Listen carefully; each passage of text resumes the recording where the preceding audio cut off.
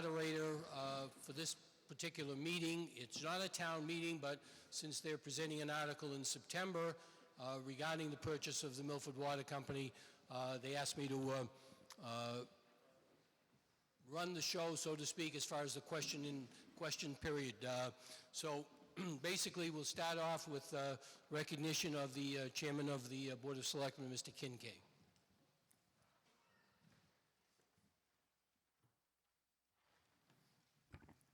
Thank you, Mike. First of all, ladies and gentlemen, thank you very much for coming out. I think we had hoped for a larger attendance, but hopefully more people will come in. It's my hope that at least at the end of this evening, that you folks at least know everything that I know, that my colleagues know, and then we're all on the same equal footing. I know at our last town meeting there were a lot more questions, and negotiations we were still right in the thick of things, so there were things that we still didn't feel comfortable talking about, and that led to some stress and some anxiety, which I certainly understand. We were feeling it ourselves because people were asking questions when we were asking for additional funds, which is more than reasonable. So we've been looking forward to getting to this point where we could send out mailings, frequently asked questions, and start tonight by having our first of a few public forums. So my hope is by the end of the evening, you get any of your questions or concerns addressed. If you do not, please feel free to give me a call or email me, and we also have a link on our website as well. But again, thank you very much for coming. I'd like to introduce Bill Buckley, one of my colleagues.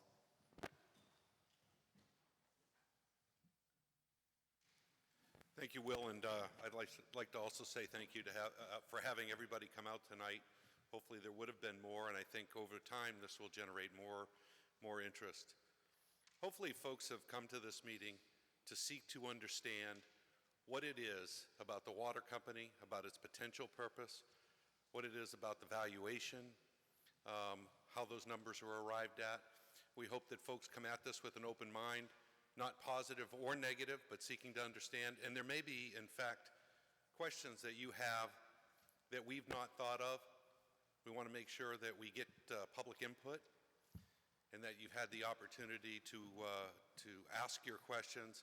And if we've not answered some of those in the frequently asked questions, we will add your questions to what we have and continue to build on that base.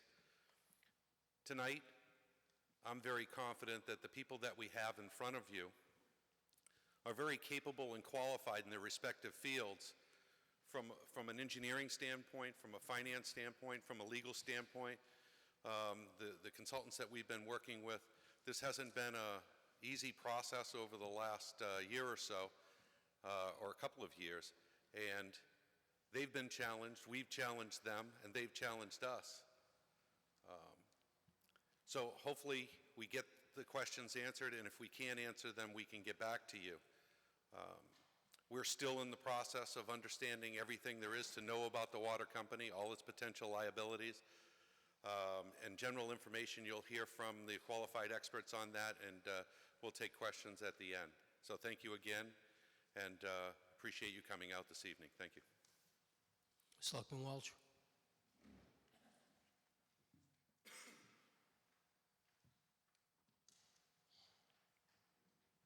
Good evening, everybody, and thank you for coming out again tonight. I'm glad to be here tonight with Representative Murray, my colleagues on the Board of Selectmen, and all my colleagues in town government.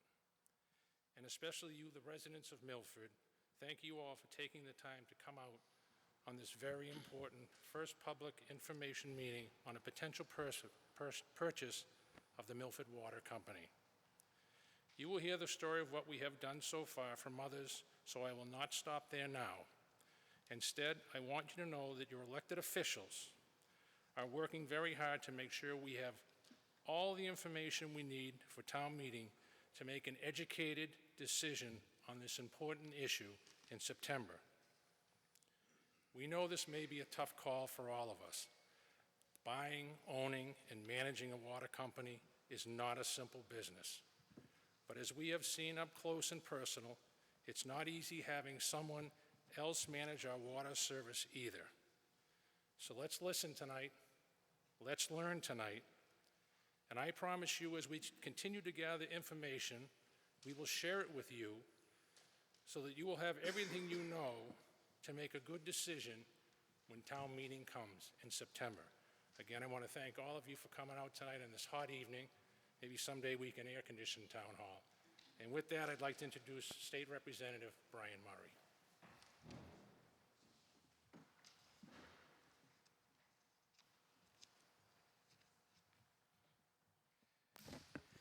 Thank you, Mike. Thank you to the Board of Selectmen for inviting me here tonight.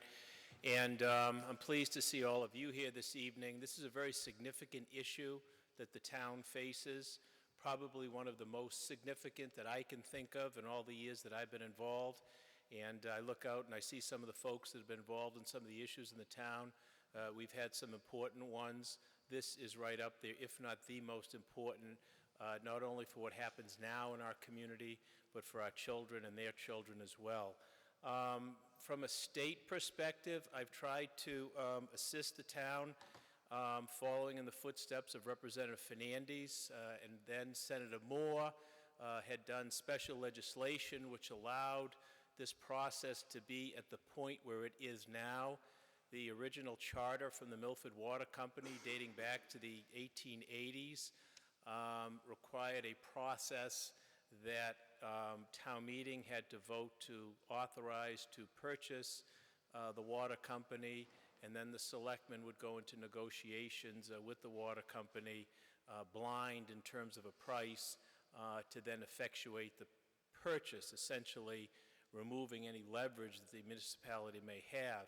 Representative Fernandez and Senator Moore were very successful in getting special legislation passed that reversed that process to allow it to occur as it has been occurring, in that the Board of Selectmen, through the various consultants, have had an opportunity to examine the assets and liabilities of the water company, so that coming to town meeting, there will be a price, and the town meeting members will know what that number is.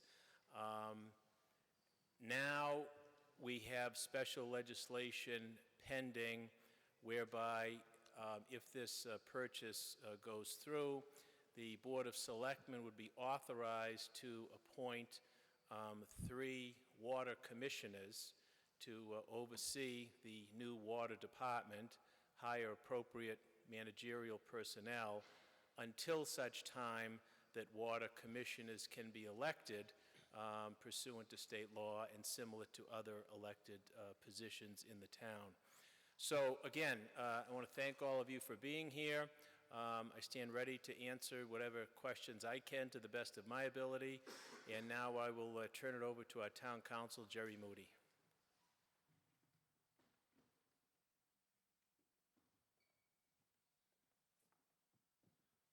Thank you, Representative Murray, and ladies and gentlemen, some of you know who I am, some don't, but I'm Jerry Moody, Town Council in Milford, and I've been in that position now for some 38 years in dealing with issues with the water company, all of that time in terms of rate increases and investigations.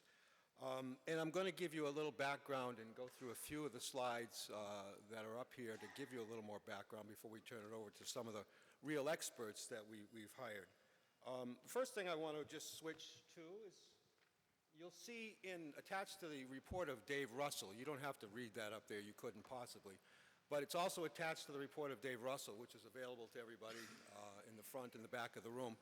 And it's referred to some as a forward-looking statement. It's important in any kind of corporate takeover situations that all understand that, we're presenting a lot of information tonight, and some of that's based on our expectations and estimates and future events and outcomes.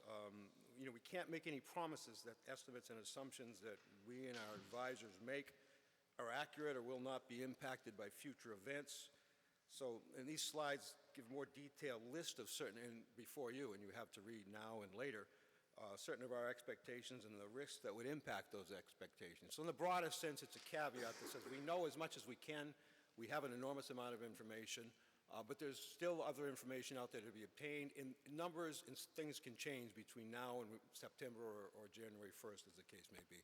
So that's there to tell you, so that you're all aware of that. So those, again, the 2 slides are the 2 handouts that, again, you all have before you.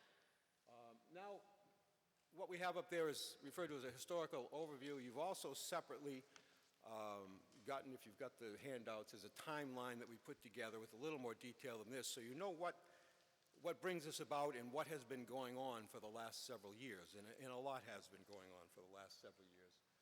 And to highlight a few of the items, this, in a sense, began most immediately with the contamination crisis of 2009. And we've talked about acquisition every time a rate case has come up over the last 35 years, but it got serious with the contamination crisis. And I don't think we need to go into a lot of detail as to that. But that got the Board of Selectmen to thinking seriously about this. And of course, that was quickly followed by the water company seeking a significant increase at like 49%, and we got it at least down to 33%. Followed a couple of years later by the water company seeking about an 83% increase, which we got down through complex DPU proceedings, down to 15%. And the Board of Selectmen at that time decided that let's get serious about this and study it and see whether or not it's something that we ought to bring forward. And that prior Board of Selectmen was the board then consisting of Brian Murray, member of the board, Bill Buckley, who's still a member of the board, and Dino D. Bartolomeus. And I point that out because, as you'll see, as time goes by, the boards have changed. But the approach of going forward, studying it, and getting something before town meeting to make a decision on has been firm with all of these various members of the Board of Selectmen over the years. Now, when the Selectmen again began to look seriously at it, they began to assemble a team and seek money from town meeting. We've been now to town meeting 3 times. Town meeting has given good support. I think we've appropriated something in terms of $600,000 to advance this over the years that have gone by. And as Attorney Murray indicated, very importantly, we got a change in legislation that really made it a lot safer for us to proceed in the fashion that we're proceeding. But the Selectmen then decided we're going to do it seriously, got the money at town meeting, and it began to assemble a team over time to look at it. And I'm going to introduce some of those people to you now. You know, there's myself, who've been involved in municipal law now 45 years, believe it or not, 38 in Milford. Town Administrator Rick Villani has been involved all along. Many of you know Rick. Zach Taylor, the Financial Director. Chris Pilla, the Town Treasurer.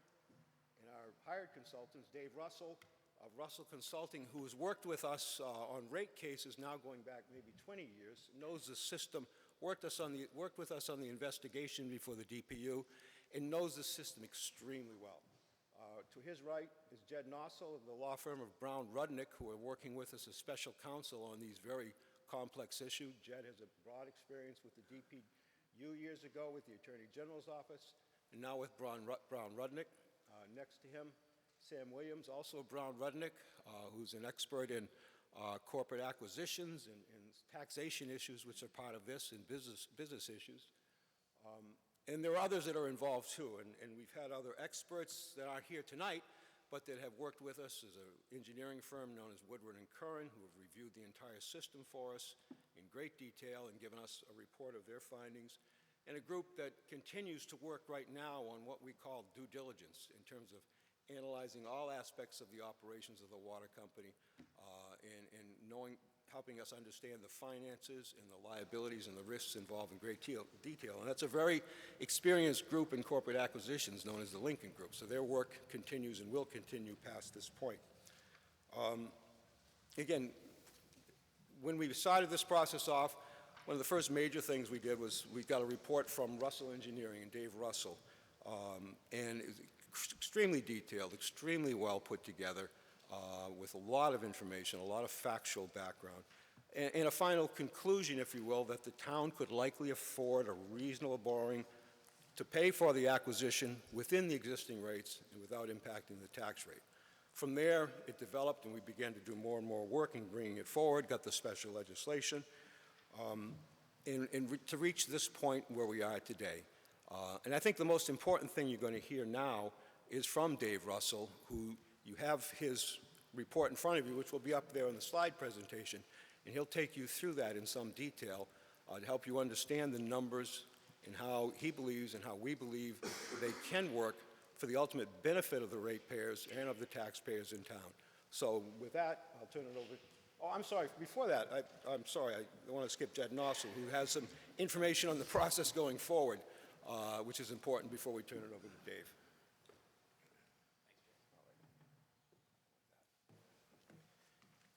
Thanks. Good evening. My name is Jed Nozel, and as Jerry indicated, I'm with the law firm of Brown Rudnick. And I'm going to talk a little bit about the mechanics of the I'm going to talk a little bit more about the mechanics of the transaction. Dave Russell is going to get into the substance and really talk about the details around what we're acquiring and how the town can afford it. So as Jerry indicated, the town made an offer in the form of a letter of intent in early May. That was accepted by the water company for a purchase price of $63 million. Under the terms of that letter of intent, the town essentially would acquire all the stock and assets of the Milford Water Company, and then we would exclude all the liabilities. We built in several contingencies into that letter of intent that really serve to protect the town's interests. One of those is that we get to go through a very thorough process that we refer to as due diligence. That involves a legal review of all the company records, of all the company liabilities, understanding the company's assets, and making sure that we understand absolutely everything about the company's operations, its regulatory history, its history with DEP, and any pending litigation as well, to make sure that we don't take anything on that we certainly don't deserve to in connection with this transaction. We also, as Jerry mentioned, will go through a financial due diligence. That'll be to review the company's books. That's being done by the Lincoln Group, and the Lincoln Group is also assisting the town to determine overall the impact on the company, on the town's finances that Zach will get into in a little more detail. Jerry mentioned an engineering review that was completed by Woodward and Curran. And there are also some other features. There's an important financing contingency. So really that the town in its sole discretion has to determine if it does go through with the transaction that the financing it can obtain through a bond issuance is going to be reasonable. As mentioned earlier, it has to go through and be approved by 2/3 of town meeting. And finally, the deal is also contingent upon negotiation of a final purchase and sale, as well as a closing by December 31st. All of those things have to occur. If any of them don't, and there's not an agreement by the parties to change any of the details around that, then the transaction can't go forward. So there are several steps, and I think an important theme tonight is that we are in the middle of that process, continuing to learn, and as Jerry indicated, we'll continue to provide updates as we learn additional information and hit those various milestones. So with that, I'm going to turn it over to Dave Russell to talk a little bit more about the substance of the transaction and some of the issues around rates and financing.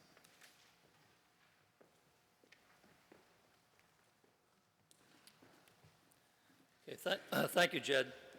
Let me start by saying it's a pleasure to be here this evening, and I really appreciate the opportunity to explain to you what I did in the studies I performed, both the feasibility study and subsequent analysis, looking at primarily at the affordability of the town and the ratepayers to be able to do this in a manner that isn't that doesn't cause severe implications, financial implications.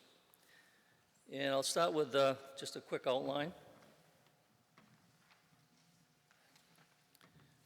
I'll give you a quick background on the analysis that I did, the feasibility and affordability, then talk specifically about the feasibility study itself, talk about the negotiated price or the process of determining that.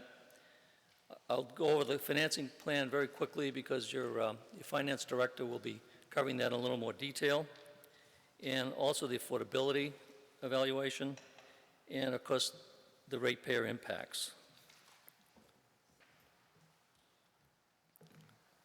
So what was the feasibility study? Why do we undertake that study?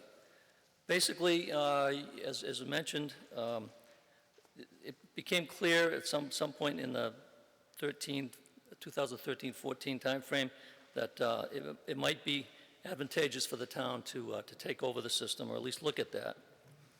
And Jerry outlined some of the reasons for that. I'll just repeat them quickly. The concerns about water quality, the very high rates. You are among the highest rates in the state for water services. Questions about the management and operations of the system. And then, in a broader context, why is it that Milford and only four other towns in the Commonwealth of Massachusetts have privately owned water companies? Every other town, with some minor exceptions for small parts of the towns in Massachusetts, the 351 cities and towns, all have their own municipal operations. So, at the end of 2013, the town, through its Board of Selectmen, asked me to look at the feasibility of this potential takeover. And essentially, these are the issues that we intended to address and did address all of them in the study. I'll go over each one of them individually in the succeeding pages.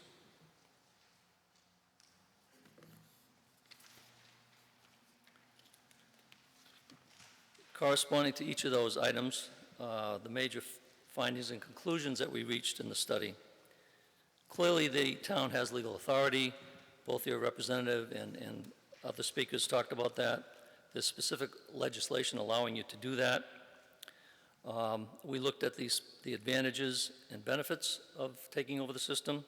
Of course, the primary ones are control, where you would be in charge of your own destiny, if you will, as to all aspects of the operation and management of the water utility. And then, of course, there's a potential for significant savings, which translate to possibly lower rates for your ratepayers. The disadvantages, of course, with control comes responsibility.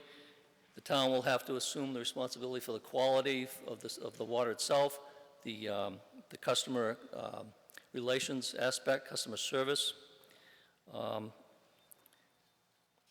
And then it's also possible that the rates might have need to go up, a potential loss, if you will. The cost in the study for the system, we estimated to be in the range of about $45 million to $86 million. And the legislation would allow two possibilities for determining what the purchase price would be. It could be done either through a negotiated process, or if that could not be accomplished, then you would have to go before the Mass Department of Public Utilities, the Commission, and they would essentially, through a hearing process, determine what the purchase price should be. We also looked at whether or not the town could finance the purchase, and clearly it could. Obviously, it's a big investment, but the town does have the wherewithal in its financial well-being to be able to do that. Is it affordable? We determined that, yes, we certainly felt that this could be done at a level that in the short run might result in lower rates, but in the long run, very possibly or very likely would be able to have lower rates than currently, than what the current private system would be charging over time. And because of that, the customer impacts, we suggest that there is a potential for lower rates in the long term.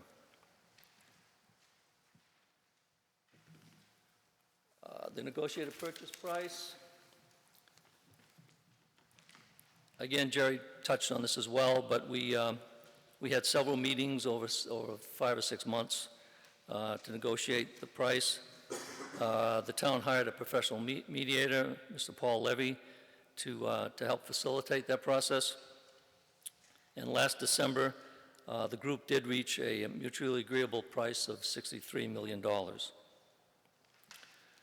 And that would include all the assets of the system, real estate, inventories, and accounts receivable. The town would not be responsible for outstanding debt. That would remain with the current owners. And of course, the final deal, if you will, would be subject to a final term sheet and a purchase and sale agreement, which is currently in progress.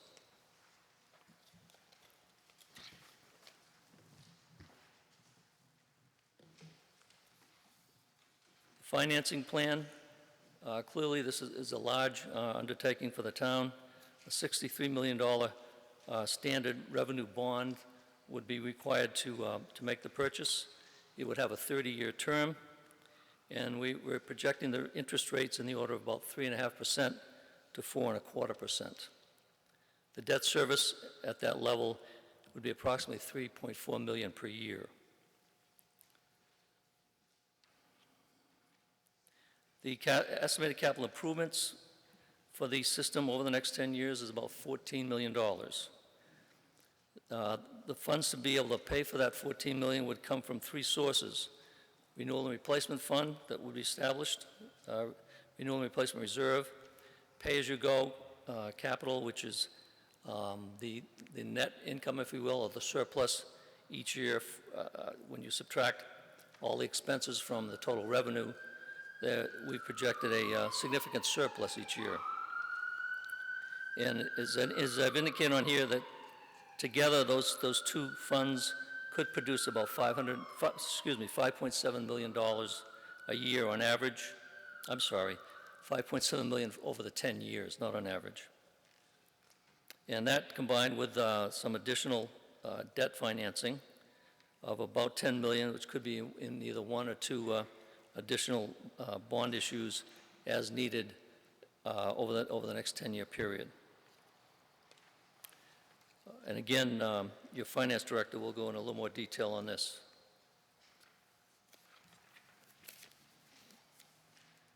The affordability evaluation. The total system cost, if you can turn to the last page of my handout, which is labeled Schedule A. It's fairly busy, but I'll just focus on 1 year. If you take a look at the first year I have as 2018, the first several lines there, lines 1 through 5, are the component costs associated with owning and operating the system. And in 2018, we've estimated that to be about $6.8 million. The estimated revenues based on current rates would be a little over $7 million. Oh, I don't have a slide. Oh, yeah. Yeah, you probably can't see this, but it is in your handout, so it's better to refer to that. So the total revenues less the total expenses in 2018 is estimated to be about $170,000. And if you can see going to the right of that, every year there's a significant expected savings or surplus. And over the 10 years, it amounts to about $2.9 million.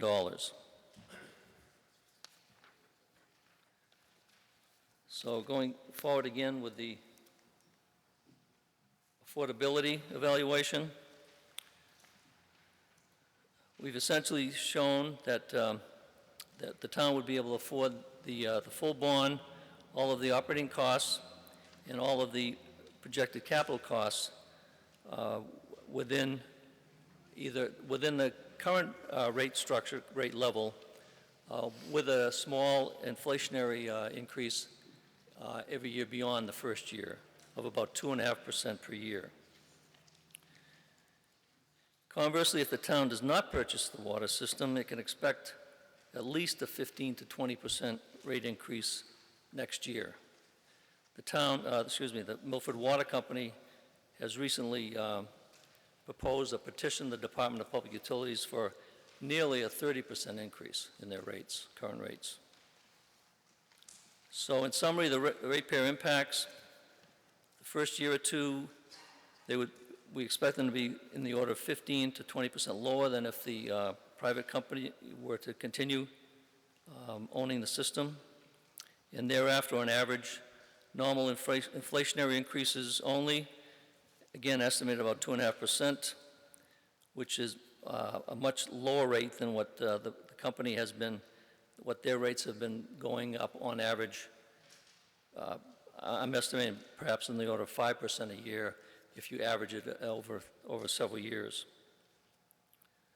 And the town then would also have complete control over the rate structure, customer classes, and distribution of costs within each customer class. And I've just given an example of something that the town might consider. Jerry mentioned that I've been involved with perhaps the last 4 or 5 rate cases.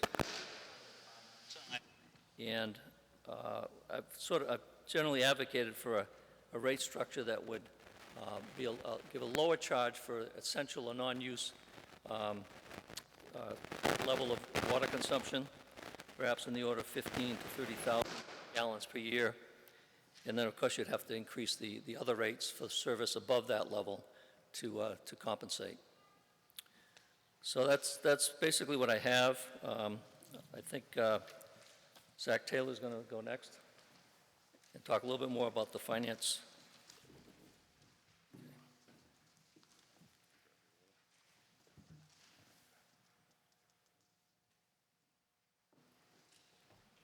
Thank you, Dave. Good evening, everybody.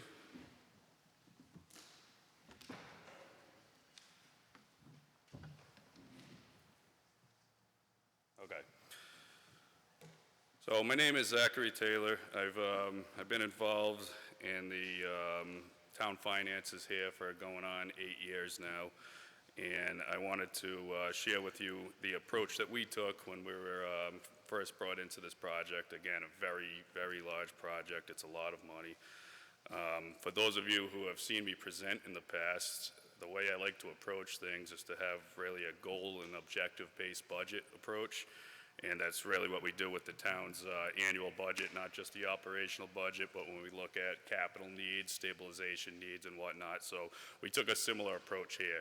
So for us to really understand what we're going to do with this project, we needed to make sure that we set out goals for ourselves. And I have them listed up here above. The first one was rate stability. We want to make sure that the rates that we're not only looking for in year one were sufficient to pay now, but also in the future, which is obviously proving to be difficult, a difficult task to look at in advance. We also want to make sure the costs were all within the enterprise fund. I'm sure everybody here knows we have a very successful sewer enterprise fund in which over the years we're able to build up sufficient retained earnings, even to the point where in the past 4 years we created a stabilization fund. That's very helpful for future projects and a situation in which when we walk into this potential project we will not have. We also want to make sure that part of our planning is to look at capital improvements, which means we must understand what the capital plan is in this existing company.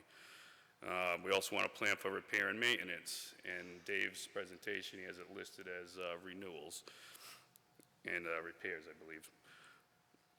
So that's also very important, as indicated before, earlier from a speaker. Tater and Howard has provided us with their capital plan. It's extensive, it's elaborate, and we have to make sure we fully understand it, in which we feel like we do at this time, but need to make sure we orchestrate the financing properly. And the final goal, we want to make sure we minimize any negative impact on the town finances, not only at the debt level, but to make sure that we have the proper rate structures. We don't want to be subsidizing from the general fund. A part of the Q&A that you have seen, and as many of you know, we do have hydrant services in the town's operational budget, in which we do pay the existing water company. We also, the water company pays us property taxes and personal property, real estate and personal property taxes. So we are well aware of those situations. We have them identified. We know what's going to happen with them, and when we present a solid final plan, we'll be able to make educated decisions on what to look for and avoid. So with that said, we then turned our ability to look at the financing of the acquisition. In order to do this, we're looking at a 30-year level debt bond. Under MGL Chapter 44, Section 8.3, that is the maximum that we can bond this for the acquisition of a water company. We anticipate a very large premium. That's just the trend of what's happening right now, and that could be north of $12 million. What that really means is we have the $63 million cost. The actual payback would be around $52.5 million. Further, what would happen as a result of the Modernization Act, we're now able to apply that premium directly to the project. That's what we would do, would apply it directly to the cost. We would also pay any bond issuance costs, which could be significant, directly out of the premium in which we anticipate receiving. When you look at the premium and you net it into what the actual payments will be, that's where I have a figure of estimated net interest of 3.85. Actual coupon rates on an annual basis would be more like in the neighborhood of 4 to 5%, but again, our basis in which we're paying would be around $52 million, again, as a result of a large anticipated premium, which we would apply directly to the cost. As you saw from the previous speaker's presentation, this would basically mean $3.4 million per year in debt services, which would be paid directly out of the enterprise fund. That's both interest and principal. Further, so everyone understands what level debt means, as you could see from the presentation, it would be $3.4 million per year, give or take, across the entire 30 years, as opposed to a level principal bond that would decrease in payment over the years. Now, that's important to note because that goes back to the goal and objective of what I originally stated of rate stability.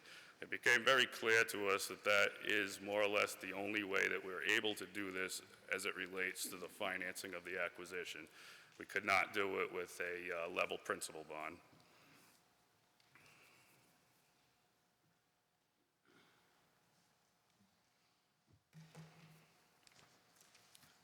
The second part of this project is to make sure, as I indicated in the goals, that we plan properly for capital needs and replacement costs.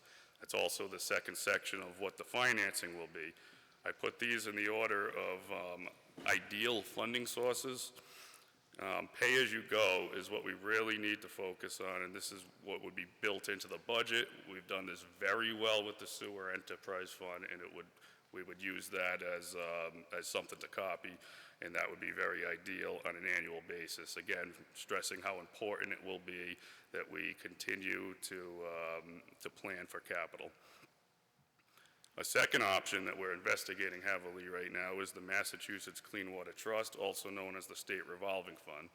If projects are allowed or that they're done through prioritization, if they are granted, they offer 0 to very low interest across a span of years, upwards of 20, which would be very ideal rather than going out and borrowing additional funds. The third aspect would be looking at retained earnings accumulation. As I mentioned earlier, when we first start this, we will not have retained earnings, and this is something that we should plan on building up over the years and would also be a funding source in subsequent years, which would have to be appropriated through town meeting, again, in the intent of avoiding future borrowing. We would also be able to do bond anticipation notes that you may have heard us call bands in the past. The point of doing one of these would be if there's a cash flow of a project that doesn't necessarily need to be funded all at once. We cannot do that with the acquisition because there is no cash flow. It's a clean transition. Here's your money. Future projects, similar to the Woodland School building right now, has been going on for over 5 years. We financed that with $6 million of a bond anticipation note, followed by $17 million at an interest rate of around 1%, because that's all we needed for actual expenditures. And then once the project was finalized, we then went ahead and borrowed long-term for 20 years. And at that time, if you recall, we also received a healthy premium in which we applied directly to the project. So just to put it in perspective, we'd be looking to do something similar. And with discussions with our financial advisor, again, that's the trend. We would be anticipating a large premium, but as far as it relates to capital planning, we would be using bond anticipation notes at lower interest and look for the ability to maybe combine projects as we go along.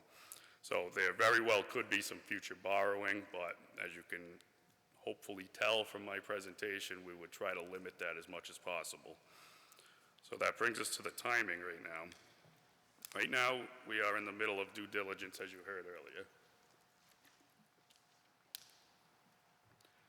We have a large financial team that's working for us in many different aspects, one of which is the Lincoln Group, whose objective is to look at this completely independently and I'm going to read off a couple of points of what they're going to be doing for us, just to put it in perspective. So one major area of focus includes review of the revenue requirements and rate setting for a future water company enterprise fund.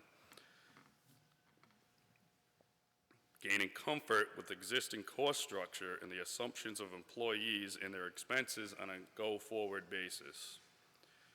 Current work includes review of capital budget and plans for adequately maintaining Milford Water Company assets. Again, I'm repetitively indicating that we really need to make sure that we understand the capital needs, and that's going to be a big factor in how we finance this whole deal. And that, again, it's not just going to be this original acquisition financing. We need to make sure we plan adequately and appropriately and cover not now, but 10 years into the future. Another point, determining issues relating to transition and integration of the Milford Water Company into town ownership and the expenses and actions required by the town.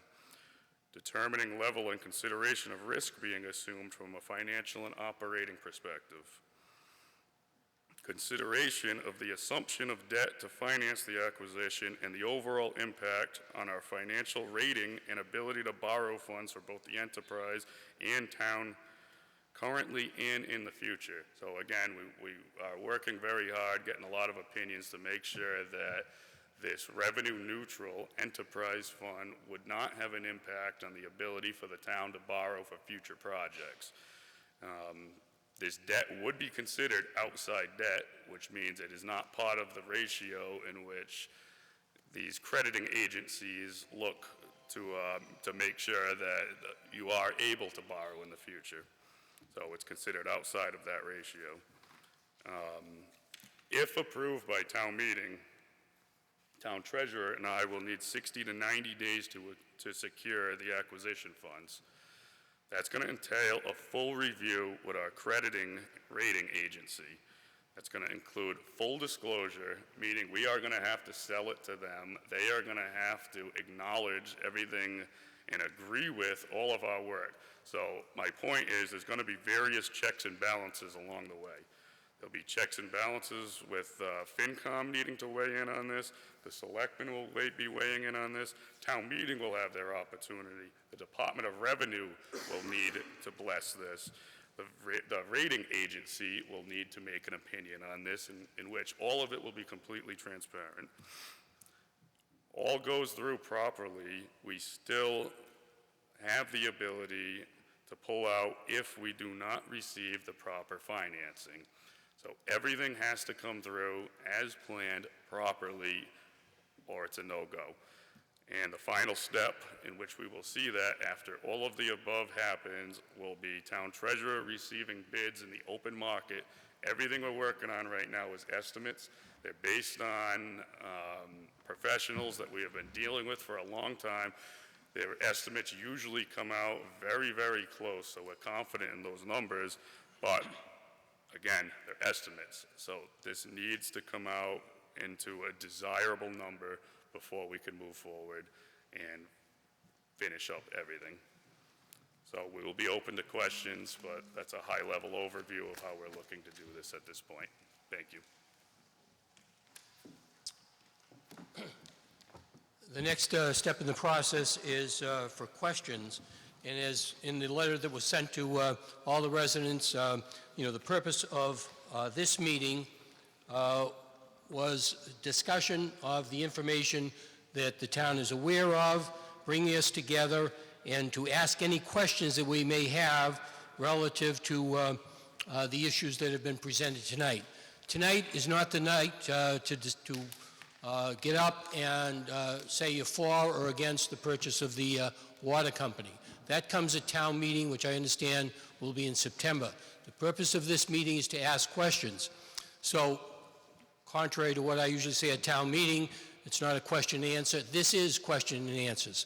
So, in order to make the meeting move along smoothly, what I'm going to suggest is if you have a question, there's a microphone in the center lane, to approach the microphone and line up behind that microphone, behind the person in front of you.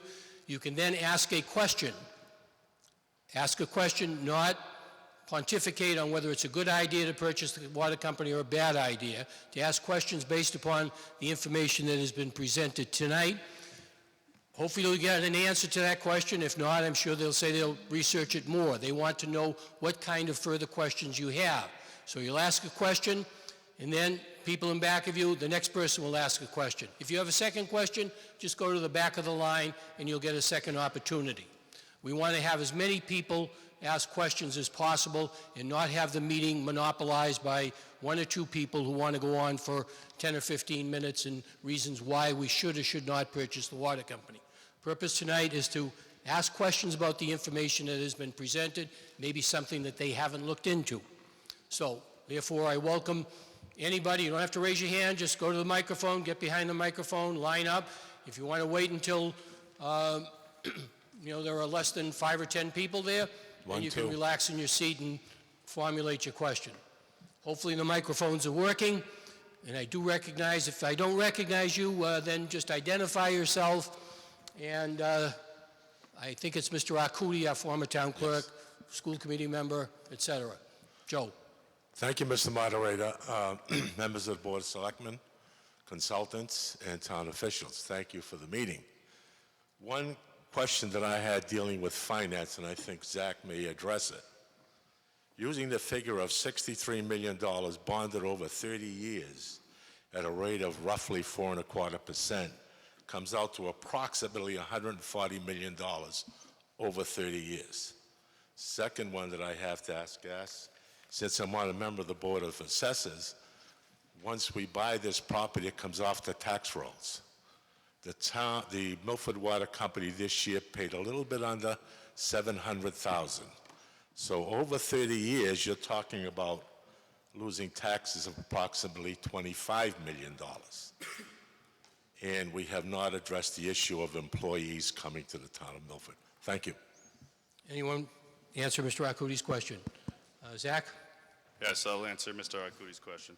So with the interest in the current situation that we're looking at, the estimated amount, again, $52.5 million after applying the premium.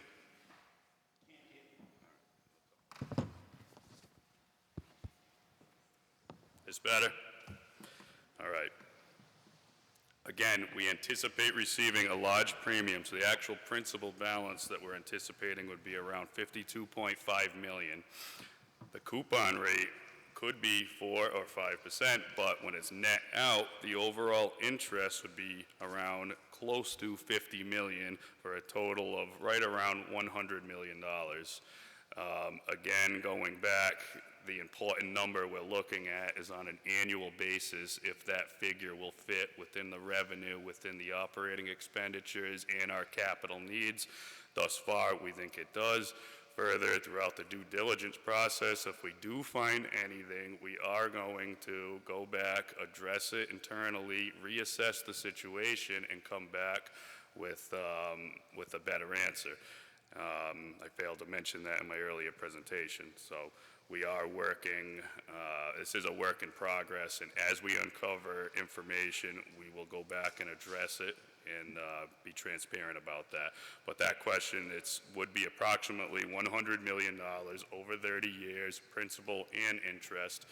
And the second question relating to the taxes, yes, they do pay a good, healthy amount of real estate and personal property taxes, in which if it is town-owned, they will not.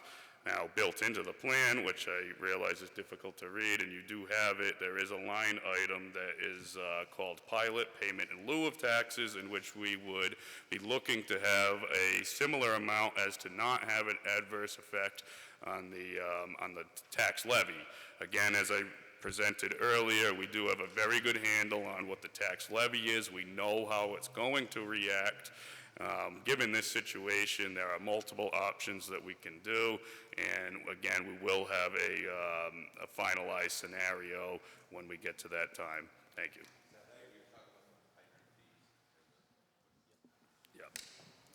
So I also mentioned earlier in our operational budget, we do have a department, hydrant services, in which we pay right around $820,000 directly to the Milford Water Company for more or less renting the hydrant throughout town. That also currently is built in as status quo, meaning that we, as of now, would continue to pay that through an indirect cost allocation to the enterprise fund, and we would also, as I mentioned, have the pilot of the similar amount, and that right now is meant to keep it status quo on the general fund. Again, when maybe a situation where we say, okay, why put money out and bring money in? And we may be in a situation where we say, okay, let's just call them neutral. But as of right now, they are built into the model purposely to avoid any negative impact on the general fund. Thank you. Next individual, yes. Good evening. I'm Chris Wispiansky, and I have a question that came from the material we received last week, the engineering review. Could you just get a little closer to the microphone? I'm sorry. Okay, got it. In the document, it said that the engineering review looked at the infrastructure and it rated it from fair to good. I want to know what's going to happen to the equipment that is fair. Is that going to be improved? Is that something that's going to happen within the first year, 10 years, or is it going to truly be pay as we go, which then would be kind of surprise costs for us coming down the road? Jerry? Yes, can you hear me on the hand mic? I can. Yeah, built in, and as Dave Russell has explained, and will address again if need be, the capital improvements are built into the system, the anticipation for capital improvements to parts of the system that need improvement, that need replacement. As the Milford Water Company has plans for capital improvements, and they track each other. We've reviewed the Milford Water Company's plans. So either way, the parts of the system over the next 10 years, 20 years, or any period that have to be taken care of are going to be taken care of either by the Milford Water Company or by the Town of Milford Water Department. For reasons of not having to go through the rate setting process and not having to pay a profit to investors and not having to pay other items, it's our belief that it's fairly demonstrable that the town can actually do that cheaper with its lower borrowing costs and everything else. So we're aware of the things that are identified as needing improvement. They're part of the water company's long-range plan. It'll be part of our long-range plan. And that's built into the rates that were discussed, and that's built into Mr. Russell's analysis. So that will be addressed. Are those the items that are identified as being fair? Some of them will be. I can't sit here and speak to every single one of them, but each one has been looked at? everything has been looked at. The entire system has been looked at, yes. Okay. And again, those ratings... I'm just concerned that these are going to be big surprises for us coming down the road. Well, we hope not. We've anticipated everything. We've reviewed everything, and we believe that it can be handled within the rates that we'll have going forward. Thank you. Next individual. Good evening. Good evening. My name is Mark Wang. Very quick question. At this point in time, does the Milford Water Company supply water to any other towns in the area? If so, will that continue? If not, is that feasible to pursue in the future? And if that is so, is that a possibility towards additional revenue to retire the debt in a lesser period of time? Jerry? I'll try to handle that if I can. The Milford Water Company, at this point in time, it may be only a very small amount of water they're providing to other communities. They have emergency connections with other communities, so in case of drought between the communities, they can help each other, and we'd certainly continue to do that. But not much of their income right now is derived from sales, if any, is to sales to other communities. I know they did more of that in the past, but I'm pretty sure that's very, very limited to non-existent right now, except in emergency situations. Thank you. Mr. Allegretto. I noticed you talked about capital improvements and something about, and you did a due diligence. I was wondering if you considered improvements in the water quality, that is, whether new technology will have to be brought in either voluntarily or as a result of mandates by the state or the EPA. And have you considered what these costs would be, and have you considered what kind of technologies will be required or maybe suggested for these problems? Jerry again.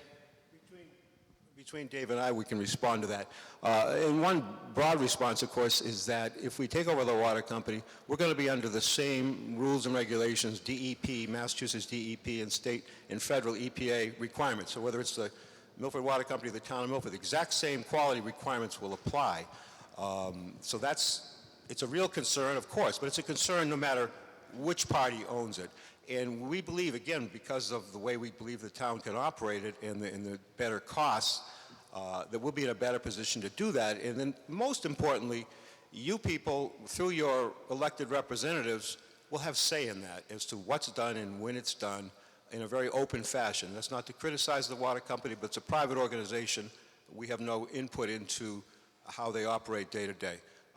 Just Mr. Russell wants to add a little. Yeah, I'd also like to point out that the company, very recently, like 2 or 3 years ago, completely built or rebuilt their treatment plant in town, and it has sufficient capacity, more than sufficient capacity, to handle any growth that might occur in the next 10 or 20 years. It's a state-of-the-art facility. It was highly scrutinized, both the design, the actual construction, and as far as I know, the quality is very good at this point.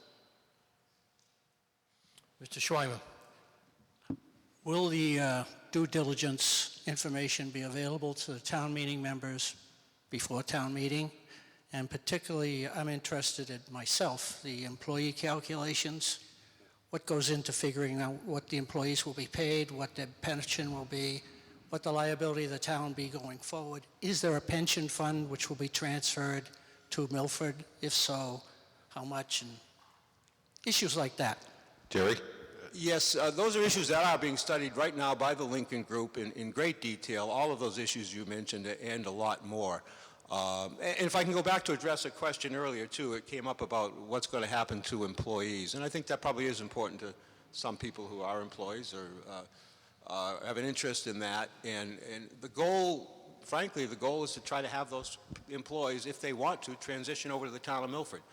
The best result would be to have those employees come, all of them. Some of them may choose not to. Some of them may choose to do other things in their lives.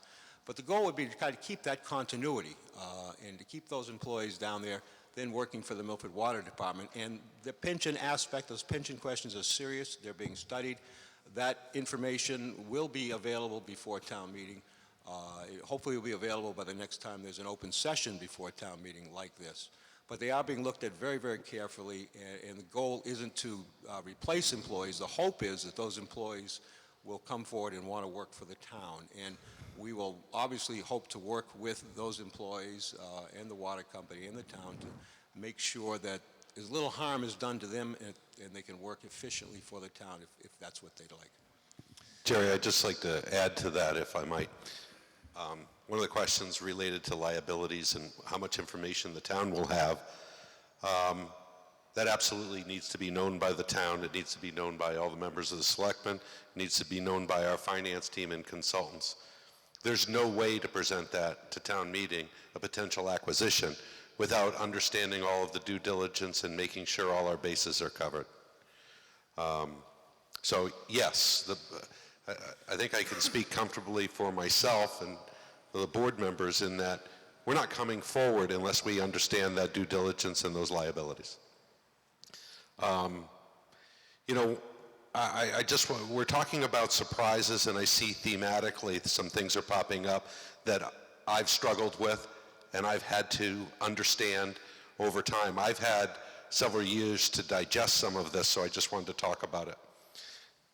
Jerry's responded to it, others have responded to it.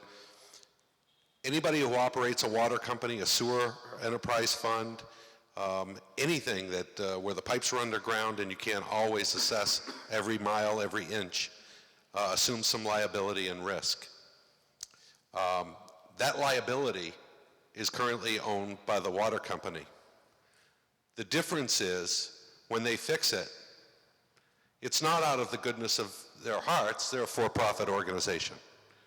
So they get to tack on a premium and profits to that, but it will get fixed. So if there's a major main break, Whether the water company owns it or the town of Milford owns it, it will get fixed.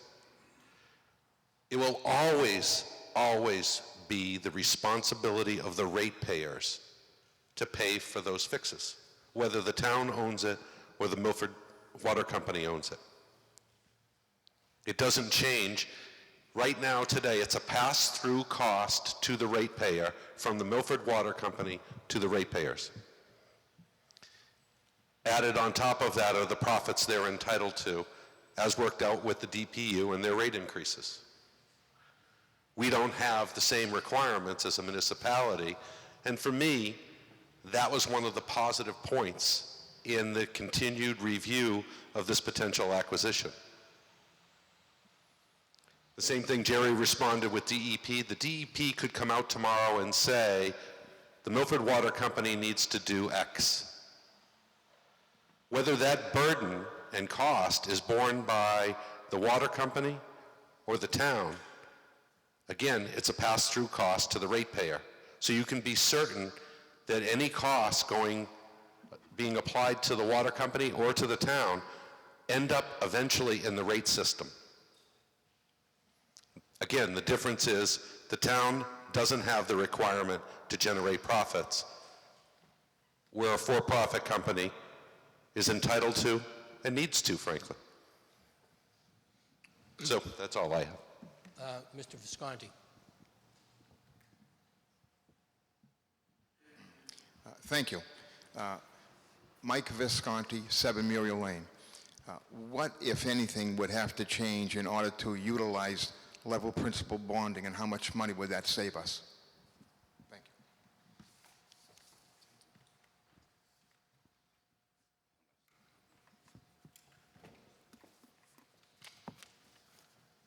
As I indicated earlier, that's just simply not an option. It's significant principal and interest up front. Obviously, it'd be ideal moving forward, but it just will not work within the existing rate structure. It's not an option.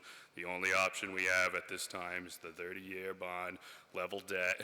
If we were to, it would probably save approximately $15 million over the 30 years in interest, but that's not necessarily the objective here. The objective is to make sure that we can do it within whatever rate structure we come out with that's stable moving forward and not fluctuating all over the place. So again, the model we have, it will not work with a level principal. Thank you. Mr. Treadle. All the due diligence that we're talking about so far has to do with operational and financing matters. One of an important consideration of risk, whether it be Milford Water Company or whether it be the town owning it, is that we have a finite limit to our water supply. The geology and hydrogeology of the Milford area leaves us with the only option we have to supply water to the town is the aquifer underneath the Charles River. That is finite, that is limited. So I guess putting that down to a question, the question is, are you doing or do you plan to do any due diligence regarding the finite, determining a study to determine what the finite limit is on the water that we can pump out of that aquifer? We know what we can do with Echo Lake. We don't know what we can do with the aquifer, and that requires a pretty tough study and part of the due diligence for this acquisition. It can be controlled by limiting development, but again, you need to, I believe, find out what that limit is so that other boards that are considering developments can factor that into their permit approvals. Jerry. Yeah, I'll answer part of that, and Dave Russell will then respond also. But yes, we're well aware of that. The same limitations that are on would be on the town of Milford owning it in terms of the aquifer and the availability of water now and in the future, or on the Milford Water Company. No difference there in either case. But are we looking into it in some detail? Yes, we are. That's part of what we're studying, part of what Dave is continuing to work on. The other aspect, Steve, that you were talking about really has to do with future planning in terms of the water supply and what's available and how we as a community should allocate those resources and make them available. And that's part of what we're doing here, because the community will now have input into those decisions instead of, again, no disrespect to them, instead of just a private water company. So for the first time, you'll have elected officials responsive to the people that will be able to make some of those decisions on development and rates of development and all that. And with that, let me hand it to Dave. Yeah, as Jerry mentioned, we are looking at that in some detail. In fact, the town has hired an engineering firm, Tater and Howard, that did the original master plan, if you will, for the Milford Water Company back in 2010. In that study, they looked at both the supply and demand capability of the system back then. We've asked them to update that to the current time frame. Essentially, we do know that there is sufficient capacity now. There are some things that are being done now by the Milford Water Company to improve their supply capacity. And we also know that there are some other things that can be done further along, maybe in the next 5 to 10 years. But also, I'll also point out that the long-term trend has been, because of conservation, has been some relatively minor decreases in total consumption over time. So that unless you were to have some very major developments in the town, I don't foresee any short-term supply problems. Now, if that turns around and you start to have growth, both from current customers and additional new customers, then that may become an issue down the road. But again, whoever's owning the system, they're going to have the same issue facing them. And whether or not they choose to add new capacity, if they can, or have some restrictions on use, that's something that, if the town owns it, the new Board of Water Commissioners will have to decide. If the water company owns it, continues to own it, they'll have to make their own decision. Zach? Thank you, Mr. Moderator. Just to address the question Mr. Visconti had, Town Treasurer Chris Pillar pointed out to me the exact number. The differential in interest would be around $8 million. Thank you. Next question. Thank you. Jeff Nero, actually a good segue for my question. The revenue requirement comes from bills. The bills come from consumption. Consumption comes from the supply. What was the basis for the 2018? We have $7 million revenue requirement. What was the basis to come up with that? What year with that? With all the restrictions we've had over the years for no consumption, and what happens when we get a drought in years to come? I know we have 2.5% planned in for revenue, but when we don't have consumption, we don't have bills, we don't have revenue. Yeah, I can address that. What I assumed for 2018 was that the consumption level would be close or very close to levels prior to last year, prior to end of 2016 into 2017, which was a particularly low year because of the drought conditions. But it appears that this year we're probably not going to have a severe drought, if any drought at all, given the level of rainfall already. So we're expecting the level to return close to what there was in the 2010 to 2015 timeframe. And basically that number, that 7 million number it's not a revenue requirement, it's revenues received from all the bills for water service, plus miscellaneous revenues that the system has. It's relatively small, but it is some addition to the service charges. That's essentially what the company was recovering about a year ago, just prior to the drought. So we expect it to come back to that level. If it doesn't, then again, if the company owns it, they would have to apply for a rate increase if they couldn't cover it from reserves. If the town owns it, it'd be a similar situation. Either if there's sufficient reserves, they could recover it that way. If not, they would have to raise rates either on a surcharge, as a temporary basis, assuming that, you know, again, the level would become close to what it has been historically. That's kind of a long answer, but I hope it's adequate. Zach? I wanted to jump in on that one as well. It's obviously been a concern for all of us, as there absolutely could be drought years. So I just wanted to indicate that part of the due diligence, financial due diligence process will be a sensitivity analysis that will be addressing more or less a fluctuation of possibilities and the risk associated with that. So that is coming as well. Good question. Next individual. Yeah, Jamie Wheelock, Cuniff Ave. I want to know if the work the town has already done, whether they've been able to look at the books or if they simply know the Milford Water Company well enough and know the DPU history well enough to know, has the water company's long-term commitment to renewal replacement been, how is the sorry for tripping up there. I want to know, does the town have a thorough enough understanding of the long-term history, past history of the Milford Water Company's renewal replacement, just continual care of the system up until this point? And I saw that there's a line item about our anticipated renewal replacement commitment in the future. I'd like to know how those two compare. Yes. Nancy? Yeah, I'll try that as well.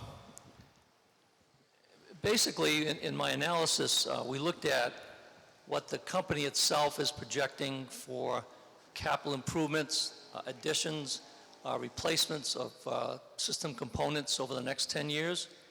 And they came up with a number, as I mentioned, of about $14 million that would have to be put into the system.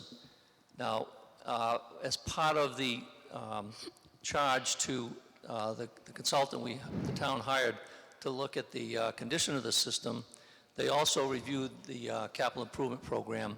And in their opinion, which I supported based on my experience, the $14 million is probably very aggressive and somewhat more than they would actually need.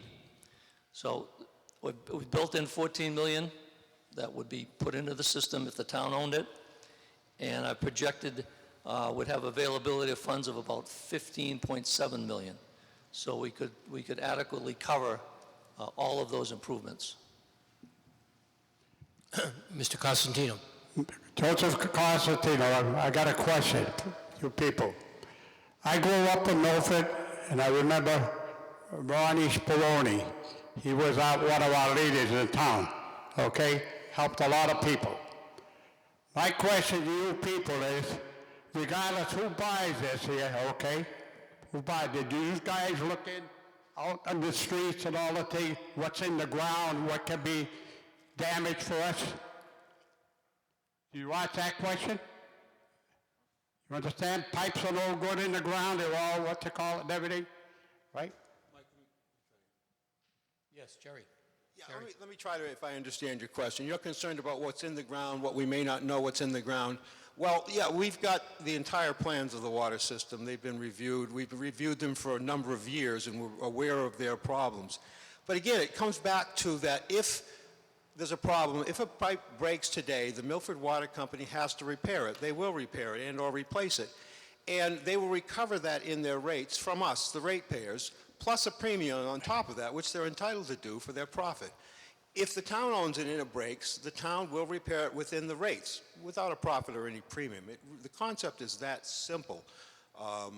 We don't know every single quality of every single pipe in the ground, but we've got a pretty good idea Well, of I what do. the system is. I know what happened in That's Milford. good. Okay. It happened in my brother's home. Ronnie Spallone used to get up when we needed help, okay? And I'll say this honestly.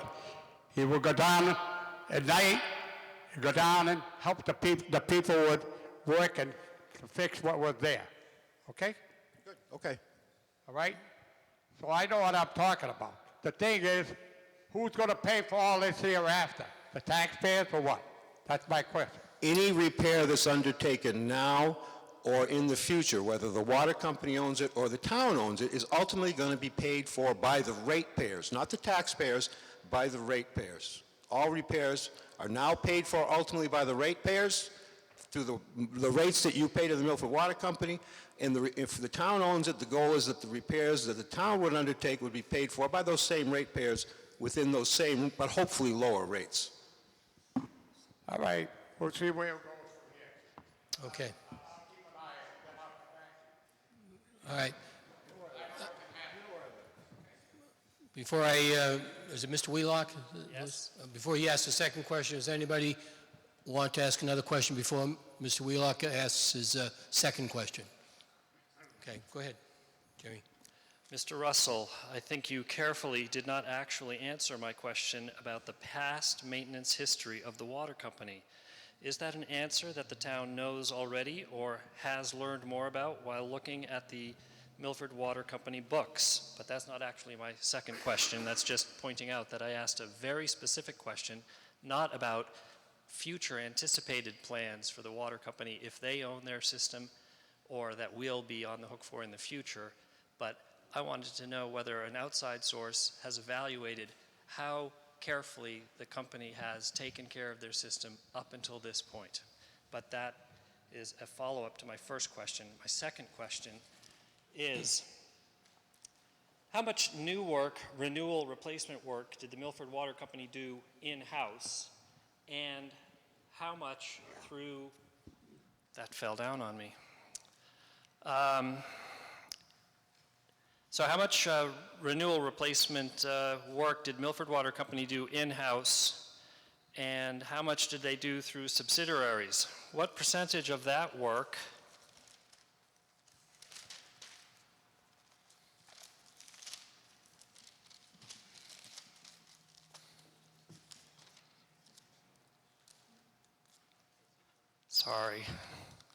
what percentage of that work will the town be able to do in-house, and what percentage of that work will the town have to contract for? Yeah, I'm going to try to answer your first question again. Yeah, I was focusing more on the future when I answered your question before. Looking at the past, I've had the privilege of working with your town council and others over the past 20, 25 years, looking at all of the rate increases that the companies proposed over those years. And during those proceedings, there's a great deal of detail. I mean, you could stack books from here up to the ceiling on testimony and filings that are presented by experts on both sides of the issues. So both Jerry and myself, and certainly others in the town, are very, very well aware of what has and hasn't been done to repair and replace facilities over the years. And back to the gentleman's question in the red shirt, I just want to add that as part of the study that Wood and Curran did for us, we now also do have a detailed listing of total feet of pipe by material, specific material for each length of pipe, the size of that pipe, and the age of that pipe. So even though facilities are underground, we know what's there. We're aware of what happens in general in New England for underground facilities. And again, we just have a lot of detail on system repair and placement. If I could, just to follow up a little bit on that, in terms of the past history, as Dave indicated, for better or for worse, we've had to be intimately involved with the water company and their operations over the last, in my case, 30-plus years, in Dave's case, 20, 25 years, dealing with these rate cases. But also, if you remember, as a result of the water crisis, the selectmen initiated and we prosecuted an investigation of the entire system, which gave us a tremendous amount of knowledge. The DPU then ran that investigation. We acquired an enormous amount of knowledge then. We have a lot of knowledge about the past in terms of the water company, and thus we can better project for the future. Next question. Brian Cole. I'm curious about the recently proposed rate increase from the Milford Water Company. I was wondering if you guys knew from whatever filings are currently available, or from your own internal investigation, how much of that 30% is scheduled for capital improvements? How much of that is trying to recoup maybe some losses from the drought last year, from misplaced revenues, that sort of thing? Jerry? Yes, thank you. Yeah, we're well aware of the filing, of course, and with the appropriate point in time, the Board of Selectmen through my office will intervene in that case if it goes forward, and Dave Russell and I will work intimately on it. We haven't reviewed it in enormous detail at this point in time because we've been working so much on this and other things. That's been the focus.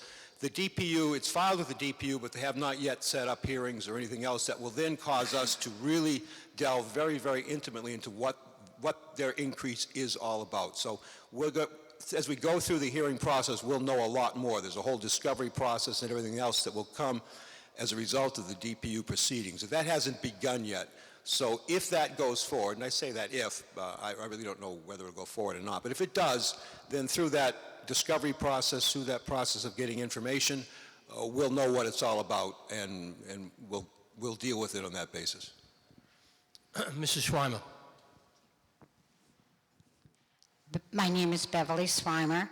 My concern is a very basic and understandable one, is the quality of the water that we're drinking.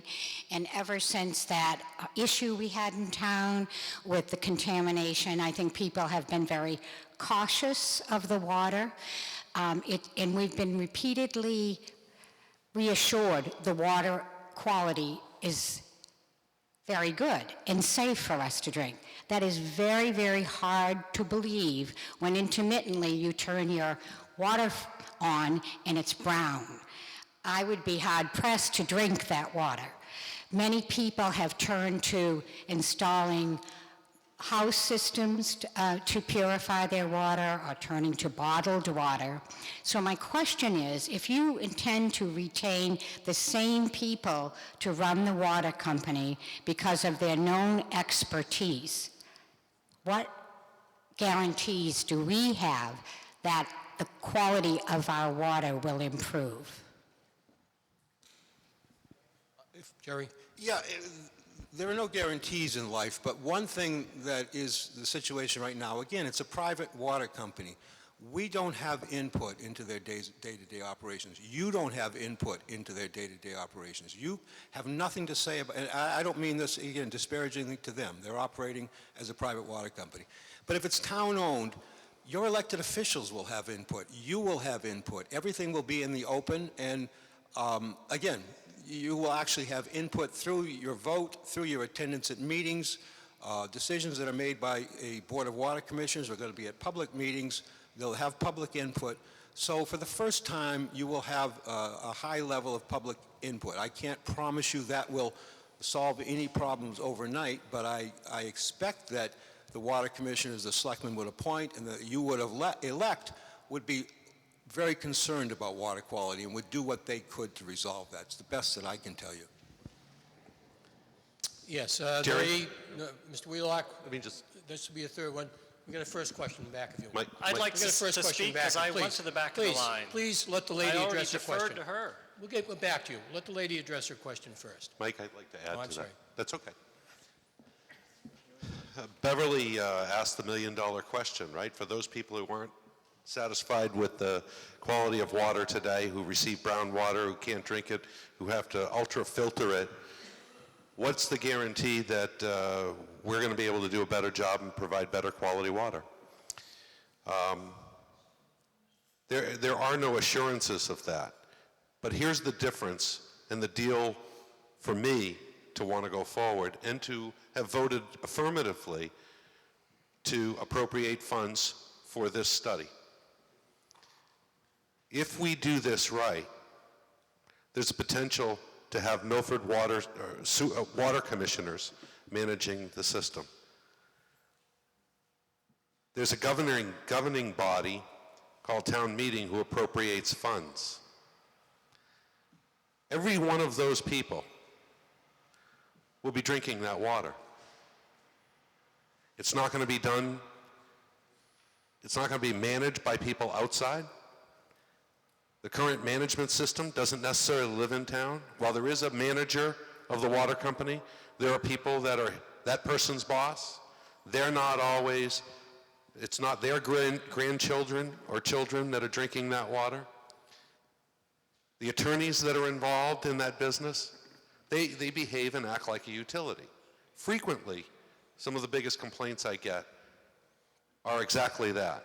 So what I'd like to say to Beverly is, Beverly, if the water commissioners have to live in town and be elected, they have to drink the water, their families have to drink the water. The attorney that you see for council here in Milford lives in Milford, drinks the water, and his family drinks the water. The Board of Selectmen have to drink that water. To me, that's a major difference.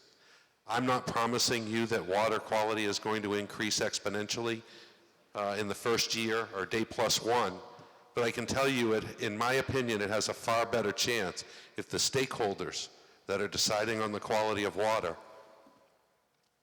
are making the decisions, are sitting in this room, and are voting on budgets and know the issues and know about the brown water and have to drink it. That's my promise to you. Thank you. Next question. Thank you. Donna Nero. At present, under drought conditions, any water restrictions are imposed by the water company. What will the process be once we become a town, if we were to become a town-owned company? It will be determined, let me say it, there's two components of that. Number one is water commissioners will decide on what the restrictions are, how severe they have to be. The second thing is, as with any water company, municipally owned or private owned, the DPU, the DEP and the DPU, or the DEP reviews that and has to approve it. So it's the same process, except elected members of this community would be setting those restrictions in a municipally owned water system. So there would be no need for town meeting vote? There is not, and nor is there any current consideration for any bylaws that would require that. Because, well, I can go into it in greater detail, but no, there isn't a town meeting vote. Okay, thank you. Mr. Wheelock.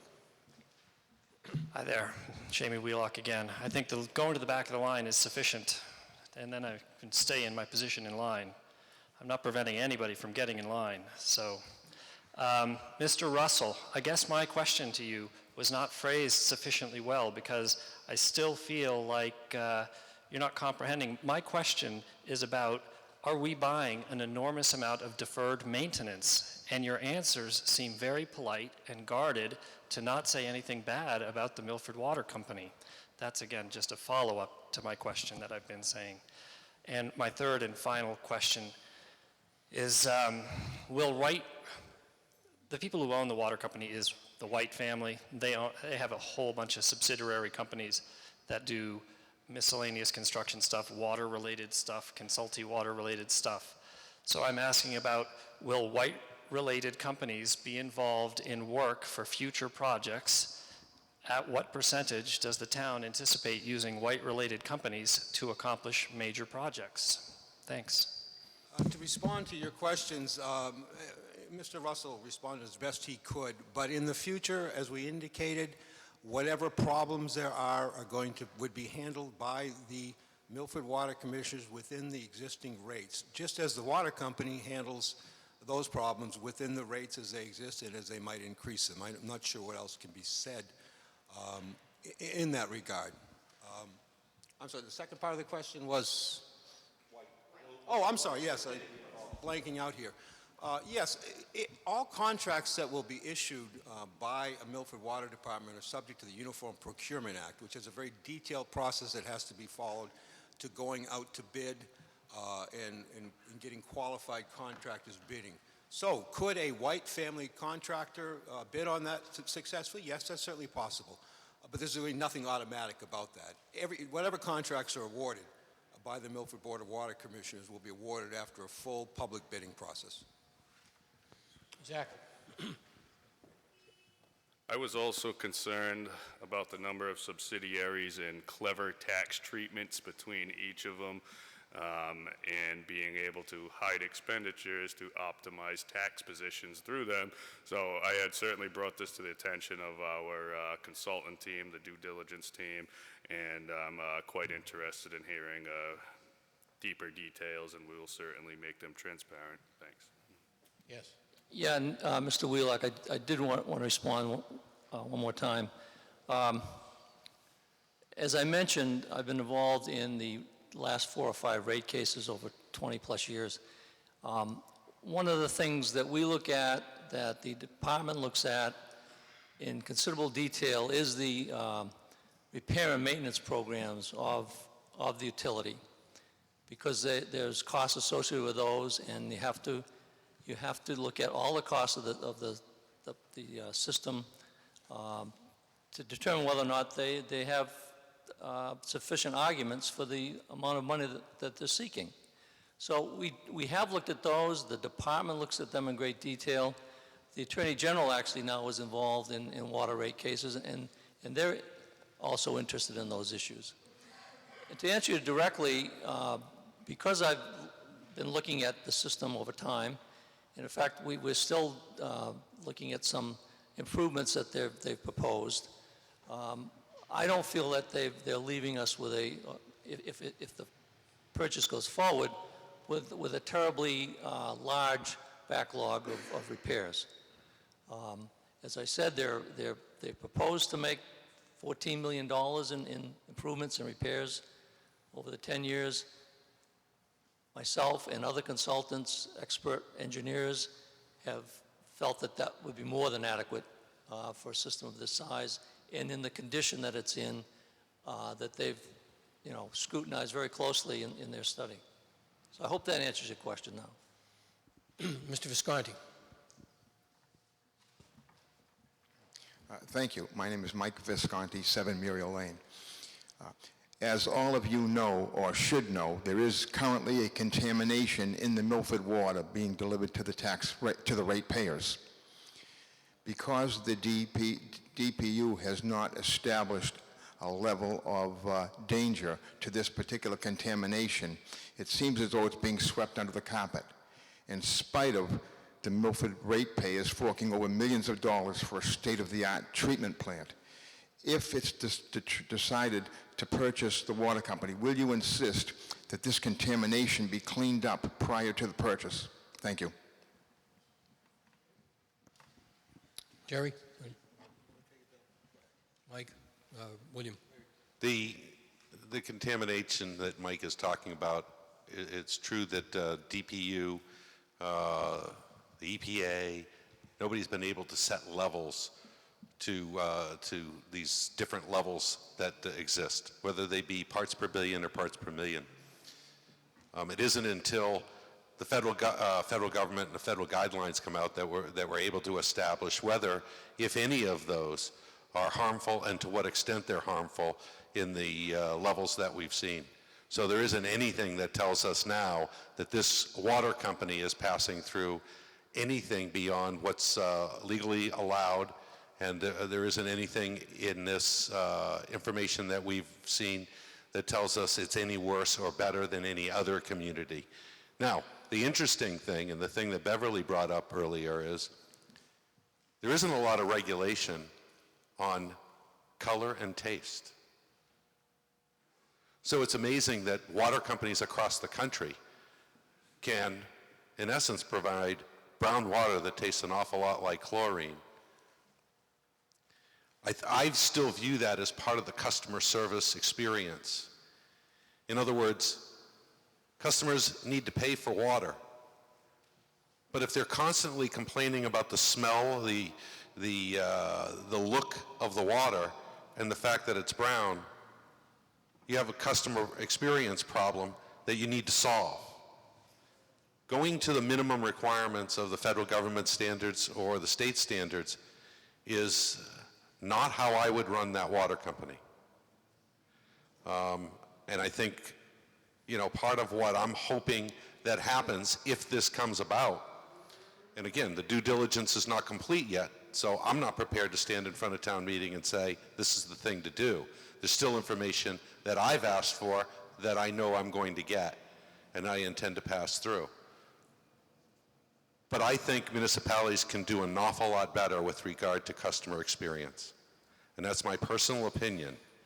And it's part of what's motivated me to get this far in the process. Utilities sometimes struggle with that aspect. Customers are an annuity and a locked a locked customer. They're not able to go anywhere else unless they dig their own expensive well. That's not how we should look at a utility or a monopoly. We should look at it from the customer experience standpoint. So that's just my point of view. Thank you. Mr. Nero, use the microphone, please. Use the microphone, please.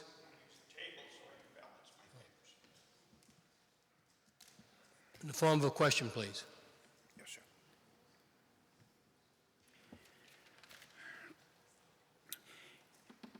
In your letter to us, you mentioned 15 reports that you have obtained. I would ask that you would make those reports available in the Selectman's office for the review of the taxpayers and the town meeting members as soon as possible. I would ask that you would mail the executive summaries and send them to the town meeting members as soon as possible. 15 reports. In 2 months, the town meeting we have a town meeting. We have absolutely no information for one of the largest expenditures in the history of the town.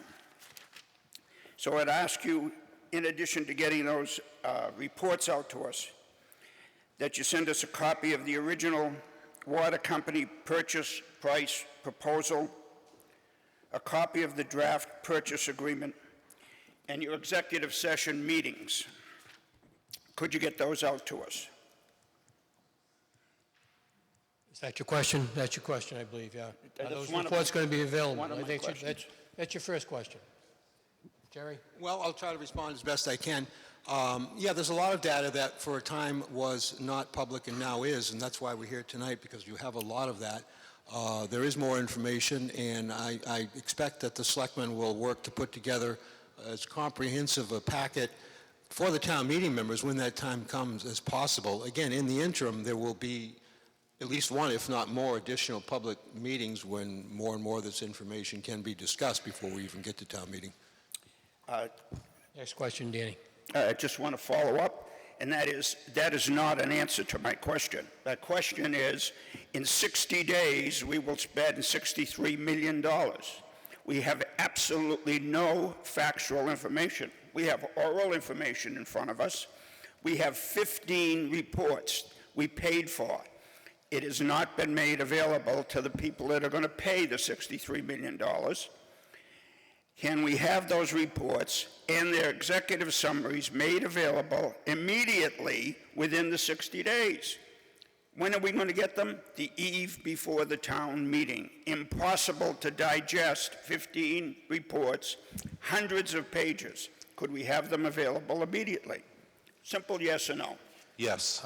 Thank you. Okay, I just want to also add, Mr. Nero, that we do intend, as we get information, to release the information when we can on the website. So we do want to put together packets, and we will use the website. Sir.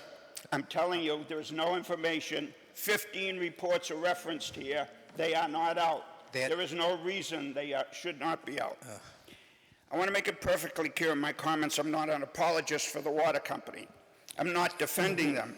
We're not making comments, as I try to point out at the beginning of this, Dan. This is not the time to discuss the pros and cons of purchasing the water companies. To ask questions. I'm not discussing that, so sir. that they can provide more information, and I I'm leading understand to my question. two meetings to follow.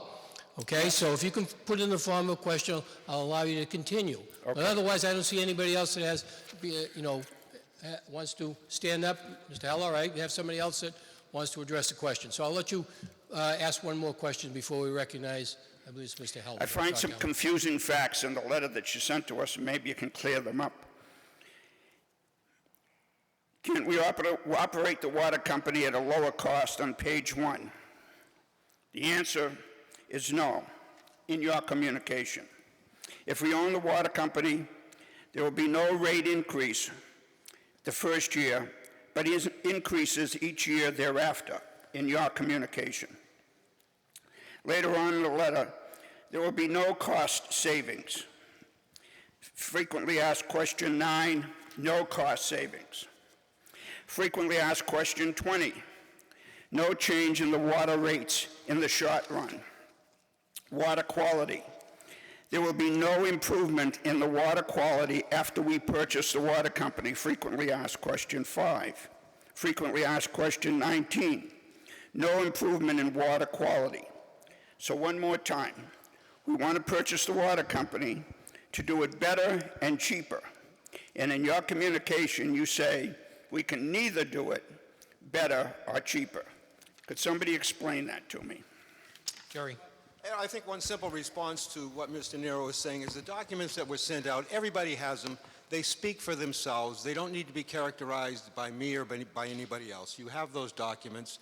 You've got the documents we've given you tonight, and a lot more is going to be available. So to get into an argument about one person's view of them versus somebody else's is, in my view, pointless. Dr. Heller. Dr. Heller, please. You can go to the end of the line, Dan, and give you another opportunity. I'll give you another opportunity. I just read the... I'll give you another opportunity, please, all right? I'm not going to ask a question. I just want to You've been up longer than anybody else that's asked a question, all right? So go to the end of the line. Thank you, let the Mr. other people ask Moderator. the questions, and we'll... The only question I have is, this isn't probably the first rodeo for a municipality buying a private water company. I'd like to know if the Board of Selectmen and powers that be have looked into other municipalities that bought a private water company and what the sequelae were after they purchased it. Evidently, from looking at the thing, we don't have that many private water companies anymore. And I'd just like to know if we've looked at any of these other municipalities and what they had stated and set out like we are doing here, did it come to fruition that basically what you're proposing actually did happen? So that's my question. Thank you. Jerry? Yes, thank you, Dr. Heller. Yeah, the Lincoln Group, which is doing the due diligence, is looking at that. There have not been a lot of recent water company acquisitions because most water companies, which was the 19th century model, were taken over by most cities and towns long, long ago. There have been recent, in fact, Mr. Russell's been involved in efforts in another community not come to fruition yet to take over the water company. But there have not been a lot recently because most of those were accomplished, again, up to 80, 70 years ago. But the Lincoln Group is going to look into that in much greater detail, and they'll do some comparisons, I'm sure, in relation to other communities and perhaps beyond Massachusetts. Thank you. Wait, a little follow-up. Yeah, Jerry mentioned I was involved with a potential takeover of a fairly nearby community, but that's essentially been dropped. I'm not sure why, but I think it's mainly because the person that was trying to get it to happen was a town manager, and he essentially retired, and nobody took up the effort after him. But I also want to mention I was involved in one around 2000. The town of Salisbury, Massachusetts, was supplied by a private water company. I helped them in a very similar manner of what I've done here. I did a full feasibility study. I helped them negotiate the price, and they eventually did purchase the system. The town voted to purchase it. They've now owned it for some 17 years, and all the reports that I've heard from them is that things have been running very smoothly. They haven't had any major costs that weren't anticipated, and for the most part, the townspeople are happy or glad that the system was purchased. Next question. Hi, Brian Cole. This question is for, I think you said his name's Zach. Hi. You said the deadline to have everything done was December 31st of this year, 2017. Is that correct? Yes. You also gave a laundry list of bond things and the town meeting and due diligence and all this stuff that has to be done before then. How feasible is it that we can meet that deadline, and if not, what sort of flexibility is there on it?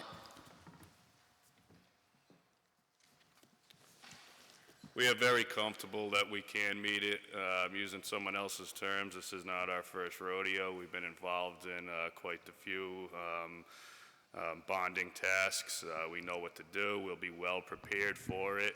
As soon as we potentially get an affirmative town meeting vote, we will start the very next day with coordinating myself and the town treasurer with our financial advisor and start the rating process. And typically it takes between 60 and 90 days. We're assured that if we need to get on top of that, we're well prepared, and it's not a concern for me to answer your question. Dan?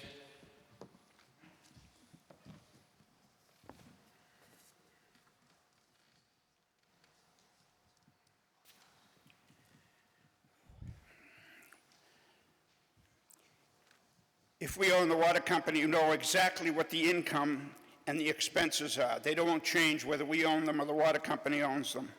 The only thing that'll change will be the addition of $3.5 million in expenses to pay the mortgage. Would someone please give me the projected savings by percentage should we acquire the water company? And the dollar savings.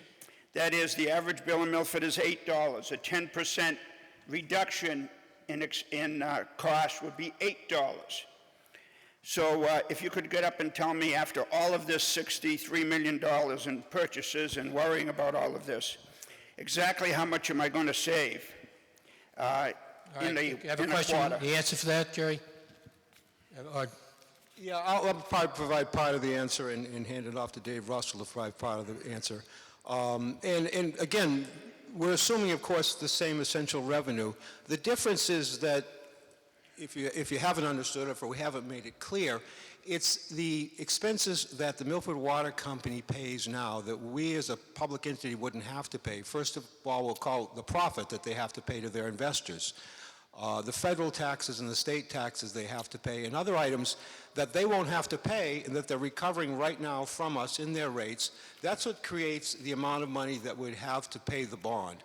So the concept that we're working on, and what Dave Russell tries to demonstrate in his presentation, is that we can acquire the company, borrow the money, schedule the repayments within the existing rates because of those items that no longer have to be paid. The profit to investors, the federal taxes, the state taxes, and other items that's where the gap, the hole is in that rate that allows us to pay for the borrowing without hopefully having to increase rates or affecting the tax rate. I'm going to hand it to Dave, who will provide a little more information. Yeah, I guess I didn't make it clear, but I'd have to refer you to Schedule A. In that schedule, I've given my best analysis of what I believe all of the costs that the town would incur if it were to start owning the system January 1 of 2018. Now, those are different from what the costs are that the water company incurs, except for the first item, which is the operation and maintenance expense. In this analysis, I've assumed that that cost for the town would be the same as what the water company is incurring.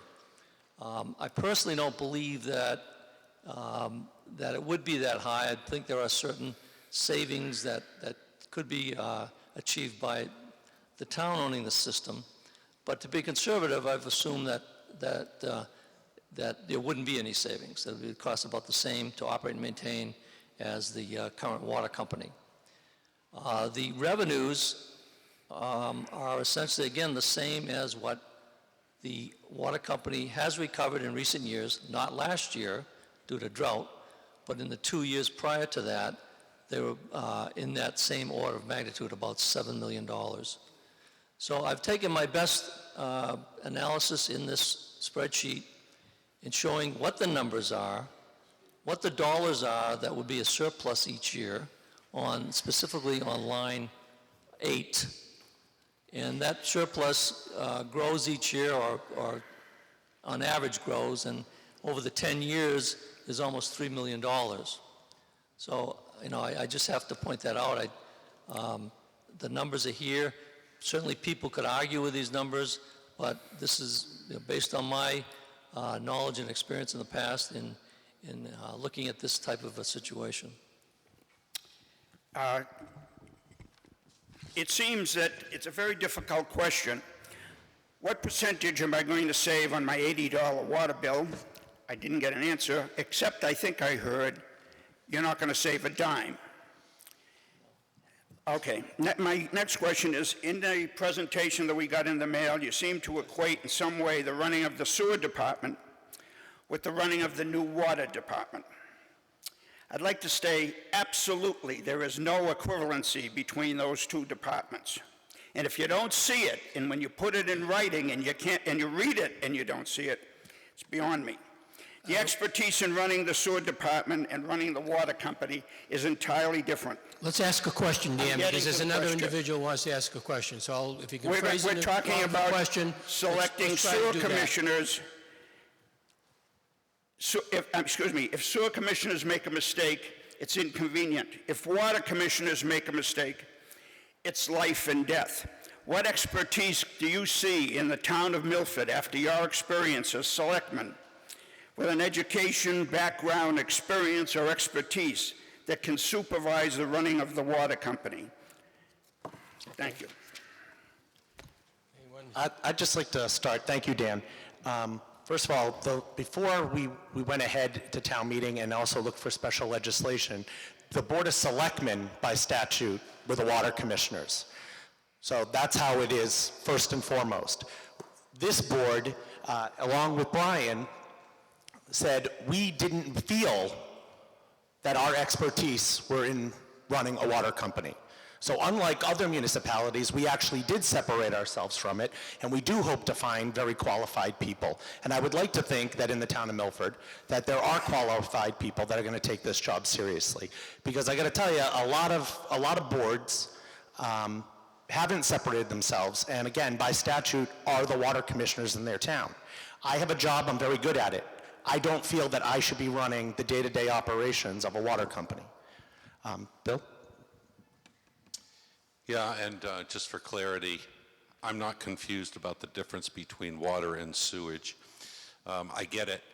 I asked for that to be put into the frequently asked questions only by way of a model.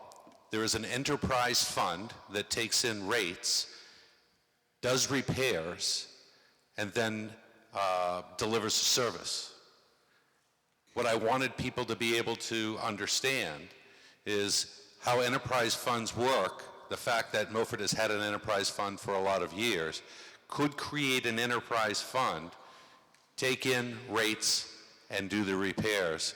It was just a way of allowing people to see and think of a model that they've already been dealing with in terms of an enterprise fund. So I apologize for anybody who thinks that there was confusion on my part or this board's part between the difference between sewage and providing water. Thank you very much. Dr. Helen. Dr. Helen. Thank you.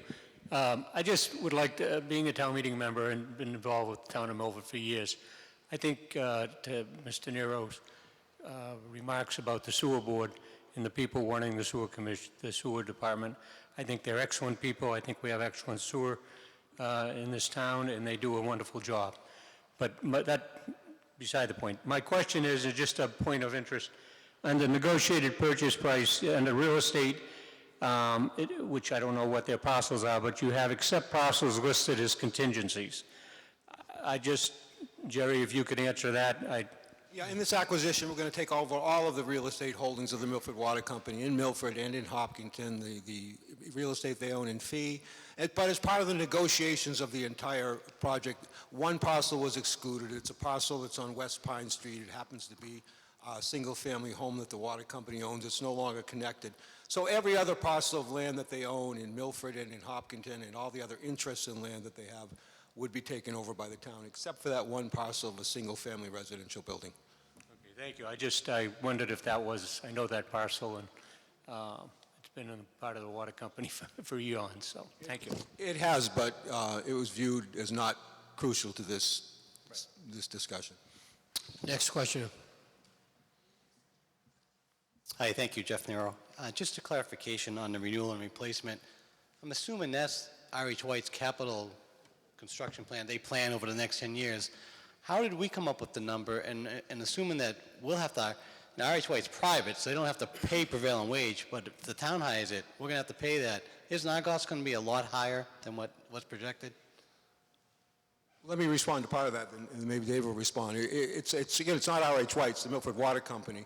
But they do hire R.H. White, for better or for worse, and does a lot of their work. Yes, the town will have to pay prevailing wage. I haven't done a study of what they paid in the past, but I've dealt intimately with these issues of associated transactions between the water company and affiliated transactions over the many rate cases that we had. So I'm very, very familiar with those interconnections. And I'm also familiar with, generally in the past, what R.H. White has charged, and frankly, without looking at it for this purpose, but what I've seen in the past is they're paying in excess of prevailing wage. So when we have to go out and contract for a contractor to come in, yes, they have to pay prevailing wage. But in fact, that's what R.H. White generally pays to its employees and others. So I don't think there'll be any significant difference in there. Mr. One Acuna. question. Thank you, Mr. Moderator. Jerry, I think you or Zach could answer this question for us. The transition period from the time that we acquire the water company to become solo, dealing with employees and the transition from one to another. Thank you. Yeah, I'll try to respond. The selectmen might respond to or others, but yeah, we'll be closing in theory on December 31st, so the next day we will run it. And as you heard me allude to earlier, it really is a goal to try to encourage employees to stay and to work with those employees so that the people down there running the day-to-day operations will continue. We will also, if the town meeting votes to accept, we will go out to bid soon for contracts for backup. So there will be a possibility for companies to become our emergency contractor. That's going to be very important because the water company right now itself, I don't believe has the forces that can go out and take care of a major emergency issue. They hire a contractor. So we'll have that set up in advance to do that. And again, there'll be new water commissioners then in place who will look at the key management positions and decide what to do. So that's something that's being thought about all the time. Mr. Allegretto. Yeah, I was wondering what powers does the town, either the Milford Water Company or the town of Milford as a water company, have over invasive pollutants from other towns or other businesses? Basically, what controls and what power do we have? Well, I'll try. Jerry? All I can really say in that regard is these are matters that are ultimately governed by DEP regulations in great detail. And again, whether it's owned by the town or the Milford Water Company, those same DEP regulations are going to apply. The water company has to comply with those, and we have to comply with those. As you heard Selectman Buckley say, it's his hope and other people's hope that we can maybe go beyond and do better than the minimum requirements of those regulations. But whatever they meet, they are right now, whether it's Milford Water Company or Town of Milford, we've got to comply with those regulations that are in effect. Mr. Schleimer. You raised a point, I'm sorry, I think of questions as I hear your information, but one of the things I was very leery of in due diligence and purchase and sale is the employee-related expenses. And I'm concerned if you want to retain current employees of that company, is there any plan or thought about incentivizing those people to stay on? And if such, how would that be paid for? I'll try to answer it, although anybody else can jump in if they want. No, I don't know that we've reached that detail yet because we need to find out what the town wants to do and does the town want to acquire this. But then again, it's I think everybody's goal to try to work with those employees, and if that involves some incentivization, that may be a possibility, but we can't really address that specifically right now until we hear ultimately what this town meeting body wants to do. And then all of those transition issues will be ramped up and going to have to be handled. Mr. Costa. Thank you, Jose Costa. Two questions, one in regards to the infrastructure itself. Do we know what's in the ground from just the reports that have been filed? Or have we actually verified that from actually looking at documentation, engineering drawings supplied by the Milford Water Company? That's question number one.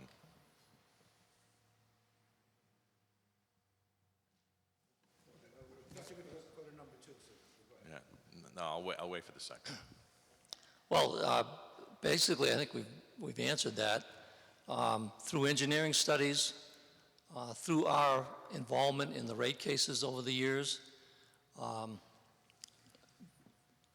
through the engineer that we recently hired, the town hired, to look at the facilities, we know certainly know in great detail what's above ground, and we know the infrastructure underground. We know what's there. We know the length of pipe by material, by size, But and length. But I think you're saying that not from facts of looking at drawings or engineering drawings, you're saying from what you believe. Is that from engineering study, you're saying? Well, I'm sure the engineers looked at the drawings and, came up with the inventory of underground facilities. It's difficult to assess underground facilities in any detail. Probably the best you can do, unless you, can take the extreme of digging up pipe and looking at it, the best you can do is probably looking at coupons of pipe that have been replaced, where repairs have been done. It's my understanding that some of that was done in the engineering study. However, beyond that, it's kind of a field that's well understood. The conditions that occur in underground facilities in Milford are very similar to many other cities and towns in the area. And engineers have been looking at the conditions of facilities based on the age of the pipe, the type of material. You can prioritize what needs to be replaced over time. And the company has done that to some degree. We've looked at that in some detail during their rate proceedings. And of course, that's what the town would do if it owned the facilities going forward. Yeah, and I asked that question because there's several of us in the room, including myself, that work in the utility industry, and that's probably one of the biggest challenges utilities have, is knowing what they have in the ground. So, that's one. So that's okay. That's all right, Jerry. The second question is really related to the future operations of the company, and I think there were some questions already going in that direction. Depending, when you come up with the savings, where I'm looking for more information is, depending in if the number of employees you have that are town employees versus are these people are contractors, and I know, Jerry, you answered the question of R.H. White. I know R.H. White very well. A couple other people in this room know him very well. Most of their operations are non-union operations. Therefore, their cost structure is a little bit different. So how much work have we really done in regards to understanding our future operational costs to repair and replace compared to how they're doing it today? So, I mean, that's the one area that I'm a little confused, and maybe it's because we haven't seen the reports and the numbers, and hopefully that will help us out as we move forward with this. Thank you. Any other questions? Mrs. Lovell? Question?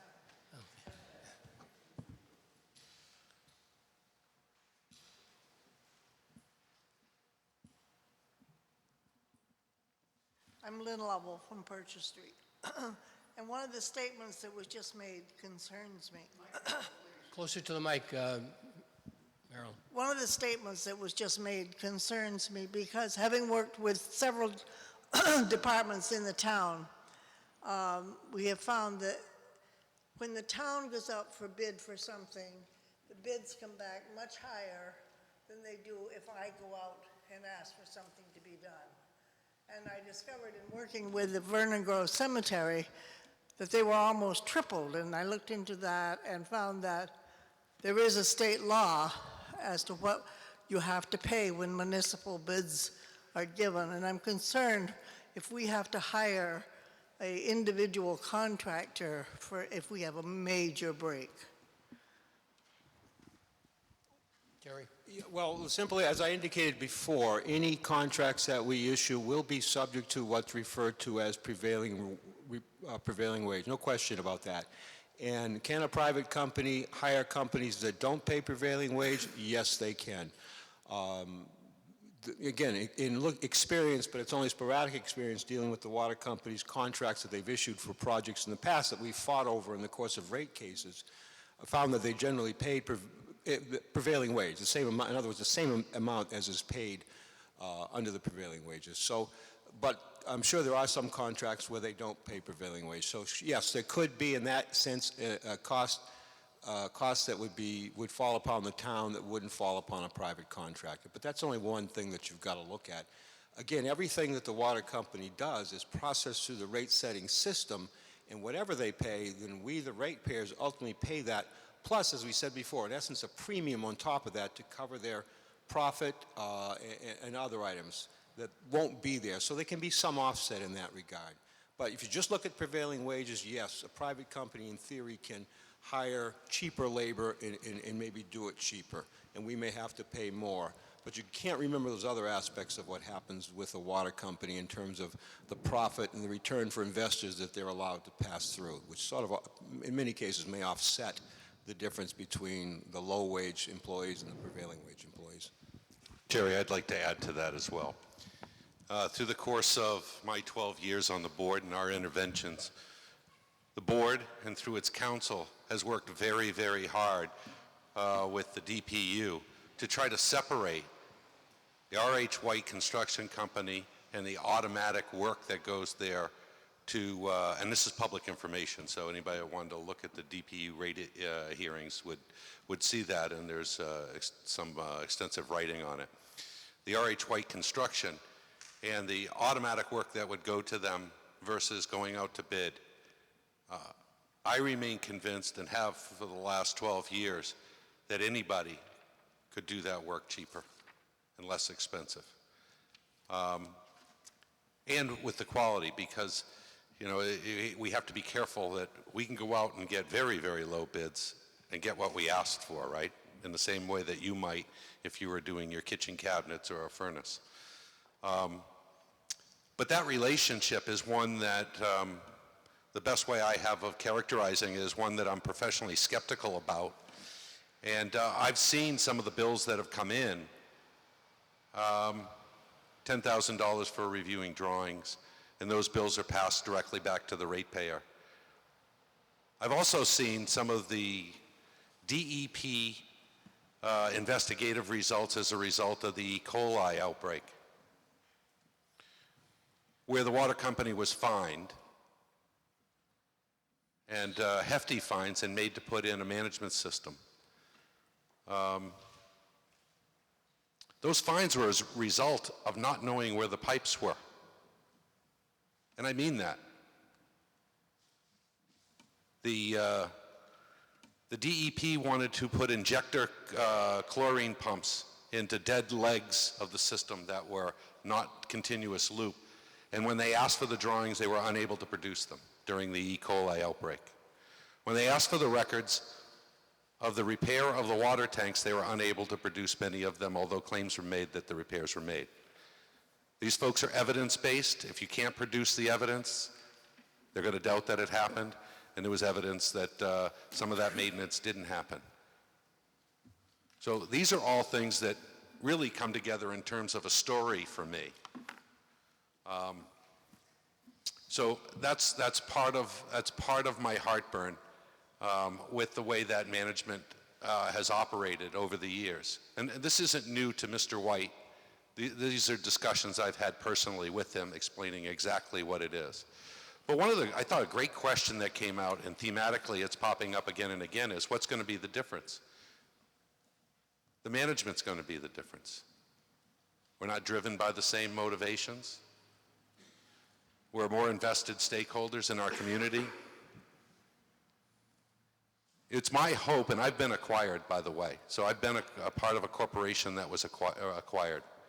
It's my hope that we can retain everybody. It's my belief that we probably will not. There will be people that, you know, through whatever reason at the time they're close to retirement and decide, this change isn't for me, or I've always wanted to do this type of work. We're going to look to retain those employees. I'm extremely sensitive about those employees, having been part of an acquisition. They're going to go through a lot. They're going to go through primary health care coverage changes. They're going to go with different ways of payroll systems. They're going to go with, there are going to be a monumental amount of changes that are going to hit those employees. Over time, the employees are going to decide whether they want to stay, and over time, as with any management system, they're going to look at whether all the employees are necessary and to what extent everyone adds the appropriate amount of value. But that is not something that's going to happen day plus one, and frankly, I wouldn't impose it on the water commissioners in the first year. It's our hope that we can retain everybody that exists there, short of the management system and the people involved in management. That's, I say our hope. I'm expressing my personal views, having been through acquisition, knowing that it's important to retain employees, knowing the changes they're going to go through, and wanting to be sensitive to those employees who also live in our community and drink that water. Next question. Don McElman, 81 Medway Road. Thank you, Mr. Buckley. Those are insightful comments. We really appreciate it.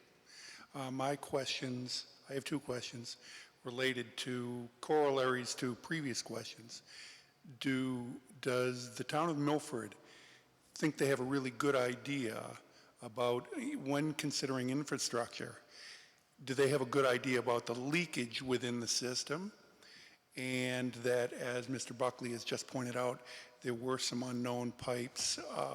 Could those also be sources of contamination and leakage, for instance, that is unknown by the town of Milford or even by the Milford Water Company? Secondly, I'm just wondering if there's any technical information that's not going to be available to ratepayers. So in other words, is there going to be information that people will want to see that may be held either confidentially or out of reach of ratepayers? Thank you very much. I can try to answer the second part of that, and Dave will try to answer the first part of that. There is information that the town is privy to from the water company that certain of us had to sign non-disclosure agreements in relation to. So there is certain information that we can't disclose. But the vast bulk of the information that we've had to work with and we have available and will have available, but there's privileged corporate information of the water company that by law we had to agree not to disclose. But again, everything has been addressed tonight and the questions have been asked and the information that's behind the responses is and will be available. I think Dave wants to respond to part. Yeah, in response to your first part, as it turns out from the analysis or the reviews that we've done in all of the rate cases, Milford Water Company has a relatively low level of leakage. Water systems in general have significant amount of leakage. Now that's not necessarily a bad thing, it's simply a fact that because there's so much pipe, so many connections, so many things that can happen, that most systems do experience fairly high leakage levels. Now the DEP is trying to get systems to reduce that to about a 15% level, which may sound high, but many systems are even higher than that. Milford Water Company, from what we've seen, is below the 15%, significantly below the 15%. So it appears that, you know, at the moment, they're one of the better systems for a level of leakage. Now, I'm not sure, did you want to know if that leakage could add to contamination? Well, I think the two could be synonymous in some respects, but I was more interested in just as a basic infrastructure question. Okay, Understanding that, knowing that that could be a big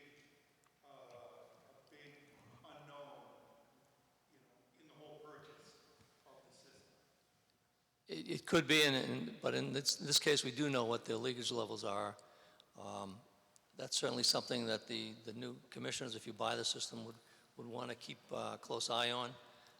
Just as an example, if I may, several years ago, the Massachusetts Water Resources Authority, which supplies a good deal of eastern Massachusetts, was experiencing high demands and possibly not being able to meet all those demands, instituted a very extensive program of reducing leakage within their system. Their system in places was as high as 15%. I'm sorry, 50%, 50. And through an extensive program of repairs and maintenance, they were able to reduce very large amounts of leakage. And where they were previously coming up close to not being able to supply all of the demand, they now have ample excess supply due to that, correcting that leakage problem. Mike? Thank you. Mike Visconti, 7 Muriel Lane. Just a follow-up to Mr. Buckley's statement.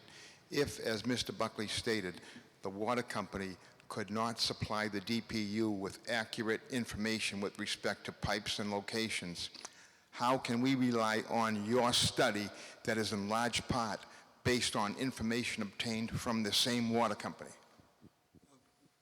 Jerry? If I can respond to that, yeah, what Mr. Buckley was referring to is the problems that arose and were discovered during the course of the DPU and the Selectmen initiated investigation of the water company back in 2009 and 2010. And part of the result of that were some serious administrative consent orders coming out of the DEP that required them to take certain action to identify their pipes and to identify their lines and the locations, and they did that, and that's a large part of the information that we're relying upon, is the information that this town and other agencies were able to force the water company to properly provide and update. So that's, again, that's what we're relying upon. Just to add to that, I mentioned Tater and Howard did an extensive study of the system back in 2010. And part of that study, they looked at the age and condition of various pipes on the system. And they had a three-phase approach to repairing all of those facilities that they thought needed to be. And in fact, the company has initiated some of those projects, replacement of pipes, certain lengths of pipes. They're doing, I think, approximately, they have been doing about a mile of pipe for several years. So I don't want to leave the impression that we don't know what's in the system, because we really do have a pretty good understanding of what is underground. And again, the new commissioners, if that goes forward, will have to have a study done to follow on, because that study's like 8 years old for the data, and then set out a series of plans for replacing the pipes that are most likely to fail in the short run. And I'm sure they'll do that. Another question, Mike? Just to clarify, the study you speak of, were they able to touchy-feely those pipes that have been in the ground for 80, 90 years, or were they speculating as to what condition they might be in or what size they might be? Thank you. My understanding is, and I've read the report several times, again, the best they could do beyond general knowledge of pipe and material and how it fails over time is look at projects that were ongoing where they could look at coupons of pipe. And they can essentially extrapolate the information that they have from those coupons and determine what areas and what priorities of pipe by size and material need to be replaced over time. And I'm sorry, so what you're saying is pure speculation. Thank you. Not at all, sir. Not speculation at all. Okay. Yes, right, Mr. Kincaid.